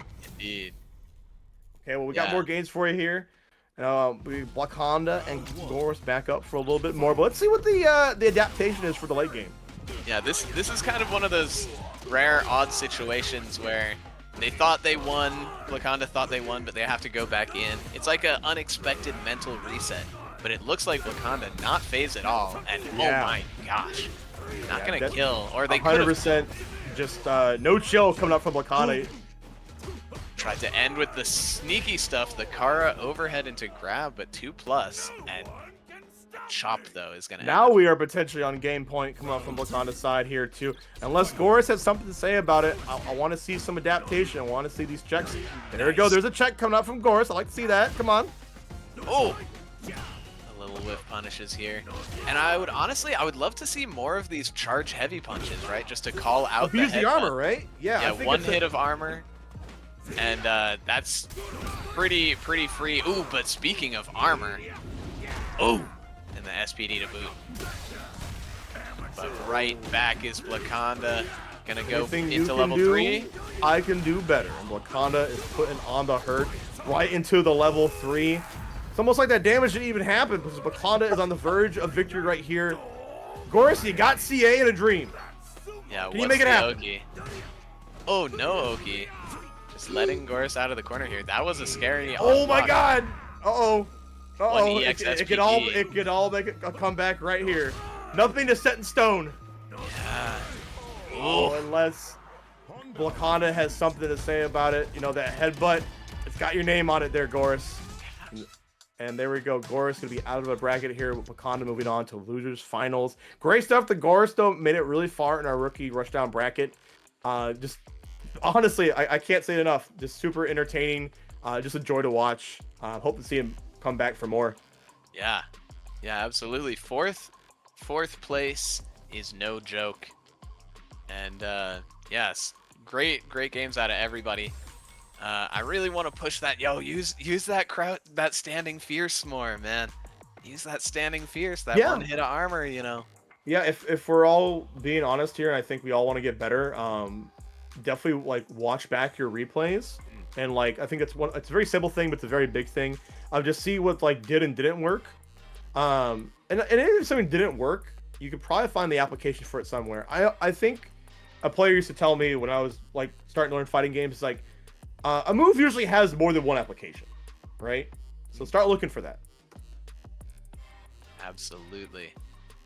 Yeah, and man, a lot of love in chat for Goris. We love to see it. A lot of people looking for their revenge, and you know, if you want that revenge, you're just gonna have to come back. This is a lot of fun too, because like I'm just thinking of like that getting better and reviewing the VODs. The fact that this is like a no masters tournament. A judgment-free zone, right? Yeah, and it gives like the opportunity for those people who are not gonna be necessarily on stream at every bracket they enter to really get that chance. Because I mean, we have like in-game replays, but man, the UI for that is just doo-doo It dog could shit. definitely be worked Sorry. on for sure. But yeah, getting a chance to be on stream or have your match recorded is a big deal. It also kind of shifts your mindset too. You're getting out of your comfort zone and you're leveling up. But let's see who's gonna level up even further as we got BLAHkonda and AngelxJo already going at it here. Yeah, exciting. BLAHkonda like running the gauntlet of winners round rematches. BLAHkonda and Angel going 1 and 2. Angel taking the winners round, in fact. Yeah, no matter how warmed up you are, though, AngelxJo has had probably some of the best execution on their combos today. That's definitely something to be touted. There we go. Gonna get the scoop, go to the throw. EX Fireball just to cover the space. And I think Fireball from Chun-Li is going to be so good against Honda, who loves to cover horizontal space. Yeah, it's like you're forcing the headbutt off of the table and forcing him to go to that splash a lot more. But BLAHkonda looking not super deterred, and ooh, big EX to end that first round. Yeah, just a little bit out of range there at the end too. And honestly, I'm seeing some adjustment here from AngelxJo. Just really knowing her spacing a little bit better than usual. Still need to clean up some things here, but this was the player and character that took her out into losers, right? Oh no, but we see a lot of those doing that. Yeah, and BLAHkonda has been pretty good about punishing too. Yeah. Oh, nice. Oh, parry. and a parry too, taking that strategy off the table. BLAHkonda's telling AngelxJo, like, no, you don't get that anymore. And you know how people will do like parry the jump in into throw. I love the presence of mind to go for command throw because it's, you know, basically it adds the extra same oomph idea, to it, but... right? Mm-hmm. Put some stank on it. Like, yeah, I definitely like what I saw from BLAHkonda, because usually I think the idea of using that move from Chun-Li to cross up is to kind of potentially throw off the charge time. Yeah. But having a perfect parry on deck is such a great idea. Oh, big jump in and 2+ for that throw. BLAHkonda did not believe Angel would get hit by it. But nice wake up low. Yeah, if you're not going for Oki, which BLAHkonda has been kind of lacking on that front, AngelxJo's just gonna keep like swinging. Yeah, no need to be afraid if that first hit does not lead to the second. And BLAHkonda paying for it in spades. Nice air throw on the butt slam here. AngelxJo laser focused on the options that BLAHkonda wants to go for. Yes. But you know what? We keep headbutting. Yeah. Oh my gosh, Dewey. But I mean, that's kind of what we were saying before, right? The fireballs are forcing those butt slams out, and Angel, great presence of mind to just call that out so hard. And I mean, but the fact is, it's never going to deter Honda from going with the same game plan, because he has to go with his linear nature, and it's even though it's a strong one, you have to keep learning to deal with it. Even if you do it once, you have to keep going for it. Wake up level 1 ain't gonna do you any favors. That is gonna be a punish counter fierce, and it's gonna be death.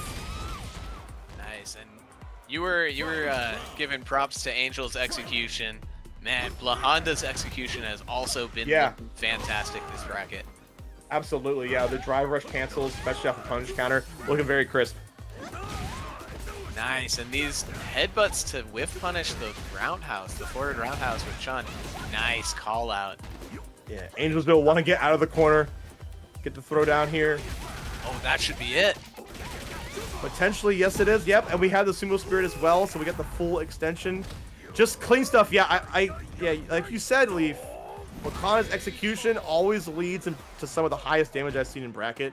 Yes, sir. And it's just paying off in such a big way, so they're just kind of just stealing games, or more just execution like how you would think someone beyond a rookie would do, right? Absolutely, yeah. And after all of that, AngelxJo left on their tournament life here. I don't know about you, but I see a big 5-win streak up on that top of BLAHkonda's health bar. Can anybody stop this man? It'll be tough to stop this streak here as BLAHkonda is still going for their game plan, getting knocked down, going for hands. Let's see if it leads to big damage once again, or AngelxJo be able to get out of this burnout somehow. Gets hooked there at the end, reset into the Ocho throw. I love that. Yeah, the taking advantage of Angel's knowledge that buffed hands does lead into a combo. Why not get that extra damage instead? And clean play from BLAHkonda closing out that round. Yeah, game point coming up here. It was a very fast one. AngelxJo, do you have a way to slow this down? It's not easy, but you gotta find a way. And we keep ending up here in the corner. It's just the nature of Honda pushing you away. Once again, a reversal out. Yeah, and none of these forward roundhouses from Chun going unpunished, it feels like. BLAHkonda just taking so many grips of damage. Oh no, that is plus. And the jump is anti-air. This could be it. And you can't jump now. Yeah, I love the way that planned out. I mean, shouts to BLAHkonda taking over to AngelxJo, but that was a very good just cut and dry situation. You don't have a lot of health, so you can't jump anymore, right? Like, jumping is a liability. So what do? You try to dash in, and BLAHkonda was there to meet you with the jab halfway. Man, shoutouts to BLAHkonda getting that winner's revenge on their winner's, you know, defeater. Is that a word? I don't know. You made it up right there. There you go. There we go. It's at least we're making up things on the fly here. But yes, great shout outs to AngelxJo. Gonna be getting third in our rookie rushdown bracket.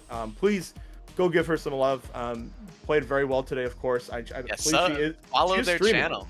Follow their channel. Go follow the channel. I believe it's AngelxJo.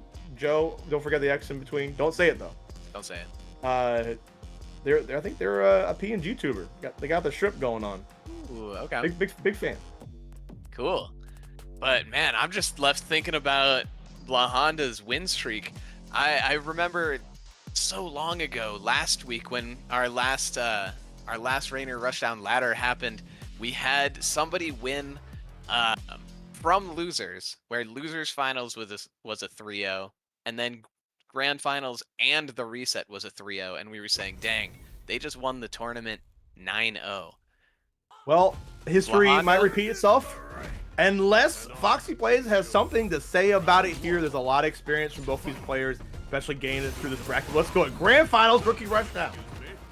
Oh, but Fox coming out here with the initiative, the momentum so far.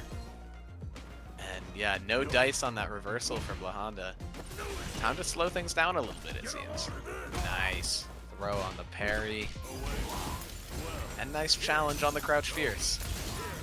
Now we're at the full zoning game plan here, and I think, yeah, that's going to be it.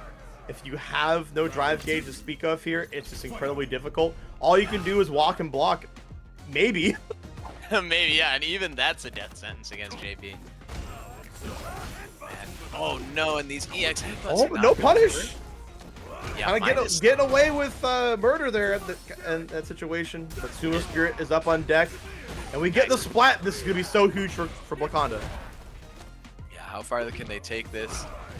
One EX command grab, but no.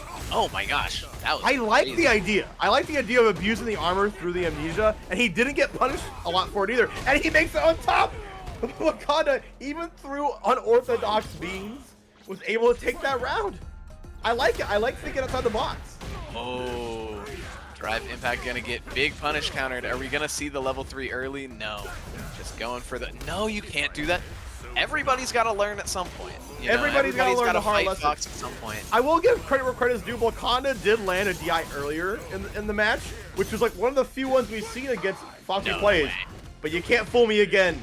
Oh, and no punish again. FOXPLYS gotta be more on point on just punishing extremely punishable situations. And speaking of punish, great patience to punish that amnesia. That should be anti-air, yeah. No. I mean, it goes full screen, but it's not hit up that very high. A little ambitious there at the end, but BLAHkonda taking that first match here in our grand finals. And of course, gotta win 2 sets here. Let's see who truly has the stamina. That's been the key word of the night, like me and Leaf were talking about here. And there's no breaks. There's no ice in it here. We're going straight into it. I really I feel like it's almost like the villain narrative, but I really want to see the BLAHkonda. But who's the true villain here? I know JP's like the canonical villain, but I think Honda's like it could be the true villain here. Dude, I'm just stuck on this narrative. Like, can we get a 12-0 from loser semis? It is possible. It is possible. Dreams can come true here at Rookie Rushdown. Ooh, the throw not baited or not punished. Fox sitting. Ooh, nice. And go for the strike that time, just a counter hit. Unfortunate to get much for it, but we know that BLAHkonda is probably one of the best at using perfect parry in this bracket, as they've applied it, like, I think about 2 or 3 times already. So keep a lookout for that. We might see a little bit more, especially if FOXPLYS gets a little more antsy. I love them finishing it out with that little Oki with the meaty low. BLAHkonda finally mixing up. Ooh, finally going for that pressure on wake up. And even though we're seeing these crouch mediums from JP still work, oh god, out of that scot-free! You know, I don't know how you did it. I know how a punish counter. You got some skeleton key, and you're free. Spend it. Yeah, getting a lot of Absolutely that burnout drive, burnout meter. Gonna be coming back almost out of burnout at the end of this, and man, a mountain to climb for Fox. Okay, jump in. I like the idea. Barely barely doesn't punish. Another DI. Respect my space. Oh, the trap is still there, but no. It does not matter. Yeah, able to finish off JP in time. And yeah, that was quite the hairy situation we had it there at the end. But BLAHkonda, once again, another game stolen right there. And I think I was going to mention earlier, Leaf, I think that, you know, even though crouch medium kick has been kind of the bane of a lot of players, I think it's kind of found its match. Like, the spacing we stand at is also a perfect situation for BLAHkonda to use headbutt. So, totally. And not only that, right? Like, charge character, dude's gonna be charging that splash a lot of the time, you know, that butt slam, and there won't be as many opportunities to get that low. But man, little combo drop, a lot of damage. Speaking of opportunities, you might not have a lot left because we're seeing FOXPLYS starting to come alive here. All right, round on the board. I can't remember if that was the first one, but yeah, that was definitely Foxy's round for sure. Wow. Ooh, what are you looking for? They were looking for an early headbutt, I can only imagine, or a butt slam, right? Yeah, must have. But they got what they wanted here with that armor. That full screen and health is pretty even, but BLAHkonda's initiative has to get in now. There it is. Dos Koi. Nice anti-air. Oh, but the perfect parry in the back. That's going to be so huge, too, because you don't get the damage, but you get the positioning. But BLAHkonda going to have none of it. Going to be waking up headbutt to return. Ooh, drive reversal. Not something we've seen a lot in this bracket either. So bringing out all the tricks just in time. Not going to work out. And we're going to make sure we get the punish as well. Level 2 on the wake up. Ooh, and it juggles entirely and it kills. The spike catching the jump means death, and just like that, yeah, the streak is gone. You know, it was an 8-0. It was an 8-0. The dream might not be dead here. BLAHkonda just needs one to reset the bracket, even though FOXPLYS just got one on the board as well here. So let's see how the story pans out. But man, Fox playing a lot more confident. Yeah, it's true. See what happens. Ooh, and there's the parry. Yeah, it's a scary thing, Leaf, when a player starts playing more confident, especially when getting these perfect parries and teleporting in on Honda. Just no fear coming out from this player. No, and I'm loving, like we saw the bait on the super earlier, I'm seeing a lot more nice jump. A lot more of these fake fireballs coming out of Fox. Oh. Blocked. And this time it's strike on the plus frames. But BLAHkonda. Oh, and the drop! BLAHkonda needed that combo. Can we get the 2-2? Fox on route to make a 3-0 comeback if possible, but BLAHkonda, not gonna let that happen. ADI, there we go. Coming up from FOXPLYS to get a good grip of damage in time. Put out the double teleport. Teleports in, tricks out. I think that honestly threw off the timing once again from BLAHkonda and trying to get a reversal. Yeah. Oh, the back throw. I think he was trying to. Oh, that's gonna hit. Yes, it will. Once again, level 2 finds its mark. Man, he gets so much screen space for that. Yeah, it goes very far. Yeah, once again, we've been seeing how much it works. Nice jump goes unpunished, and it's actually Fox that takes the game. There it is. One more. We need one more. Either we get the reset here, Leaf, or it's going to be the end of the bracket. I want to see some more games, and like I think it's going to be up to like both players to really navigate each other's game plans. And right now, FOXPLYS has been a lot more on point with just fooling BLAHkonda. Yeah, it's that long set player versus short set mindset. Right. Perhaps BLAHkonda looking really great out the gate, but Fox ready to just play it slow and adapt and go in when he needs to. And I like what you said earlier about how tournament characters have a different kind of vibe. Like, Honda's a great character, but is he a tournament character? Can he play for this long? Because eventually people get wise to the tricks, as we're seeing FOXPLYS do that right now with another great jump in. Oh, and catching the headbutt startup. Fox putting BLAHkonda on tournament life. This could be it here. Yeah, FOXPLYS has been so on point with their zoning. BLAHkonda wasting no time to get in. After 8 games straight, is this where you're going to go down, BLAHkonda? Say it ain't so.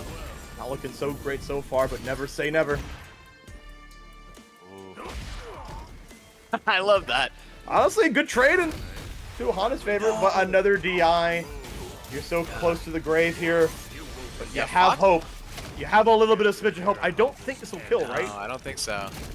But man, Fox being a lot more belligerent with these DIs, and BLAHkonda kind of at this point where he can't DI back. Last chance potential. Can you make it out here? Gets over the amnesia. BLAHkonda starts. No level 3 confirmed. That should be it. No! There it is. FOXPLYS escaping death on borrowed time at the end. It looked like it was going to be all on BLAHkonda's favor, but unfortunately went for kind of a, I don't know if it was a misinput on the DI, but FOXPLYS will take that all day. You fell into my hands and will be our winner of our rookie rushdown bracket. It's kind of a heartbreaker at the end, but I guarantee both good stuff to both players. They play their heart out. I think, like, man, what do you guys say about Leaf? Like, yeah, it's always a rough thing when you end on a combo drop, right? Right. But holy cow, crazy shoutouts to BLAHkonda. 8 win streak run on his way. You can't take that away from them. Despite all that, their run was incredible through this bracket.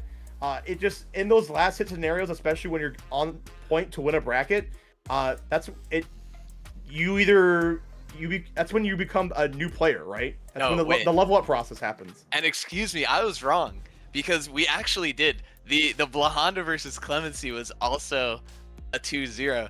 So from losers quarterfinals, BLAHkonda went on a 10-game win streak to go out in game 5 of grand finals against FOXPLYS. That was crazy. I think that's one of the biggest achievements, is just to you can't not but help feel good about that, right? Despite how kind of the grands ended, that many games you took out, that many players, you went through the gauntlet, and that's something to be admired. Good stuff to every player in our bracket. We hope to see you come out again for some rookie rushdown stuff too. Shouts to FOXPLYS for winning. I mean, this is like one of those things where a good player can become a great player, and I'm starting to see it. Yeah, and not only shouts to them for this time, but that is two rookie brackets straight for FOXPLYS. So, you know, next time perhaps we could see our first is it time to graduate? Repeat? Yeah, yeah, maybe the 3-peat is when we're like, all right, Fox, get in the ladder. Is it time to hand you the diploma? Time to get the ladder? Yeah. Welcome to the real world. Fox is cooking. Like we see all these, the trap, double trap into teleport, into fake ghost to bait the super. Incredible stuff. Just loved watching every minute of it. But shoot, you know, if somebody wanted to maybe enter this in the future, Furshaw, is there like a place that somebody could find information like that? I don't know. It's almost like there's something called a QR code, which might be below my face. Definitely check it out. Join our Discord. Ask for sets. Join in on the next bracket we have. We're not gonna have one next week, of course, because of Thanksgiving. Get your Thanksgiving on. You know, be with the fam. And but enter the ladder next time, and keep an eye out for more rookie rushdown, of course. But keep a lookout for more locals. Yes. If the online's not your scene, come out to offline stuff. Of course, we mentioned it before. FGC gonna be happening on December 9th at GameWorks. Of course, a Domino Effect on December 2nd, charity event. So definitely we would love to support on that end here. Of course, we got our brethren around us as well. Portland Punish also on December 9th. And in the far distant future, we got Fight Kingdom, the Grandstand. Honestly, one of the biggest tournaments we have in the PNW. Keep a lookout for that. And shoot, frankly, if you know, for money, high stakes tournaments are not your thing, there are always just great locals around the scene as well. We got both, I think, Monday and Friday for Salon's free bracket. Info on that should probably be in the PNW Discord as well as if you want a slightly more casual approach, we have the Locust Cider Weekly also on Fridays. Just come and drink some good drinks and meet some good people and, you know, improve together. But with all of that, I think that's a wrap for us, Furshaw. This has been great. I've been Thank you, dude. Shouts to you for hanging out with me today. Shouts to production, Meister in the background, everybody who helps out. Hope to see you guys very soon for some more Rainier Rushdown, but keep it copacetic, and we'll see you very soon. Peace, y'all.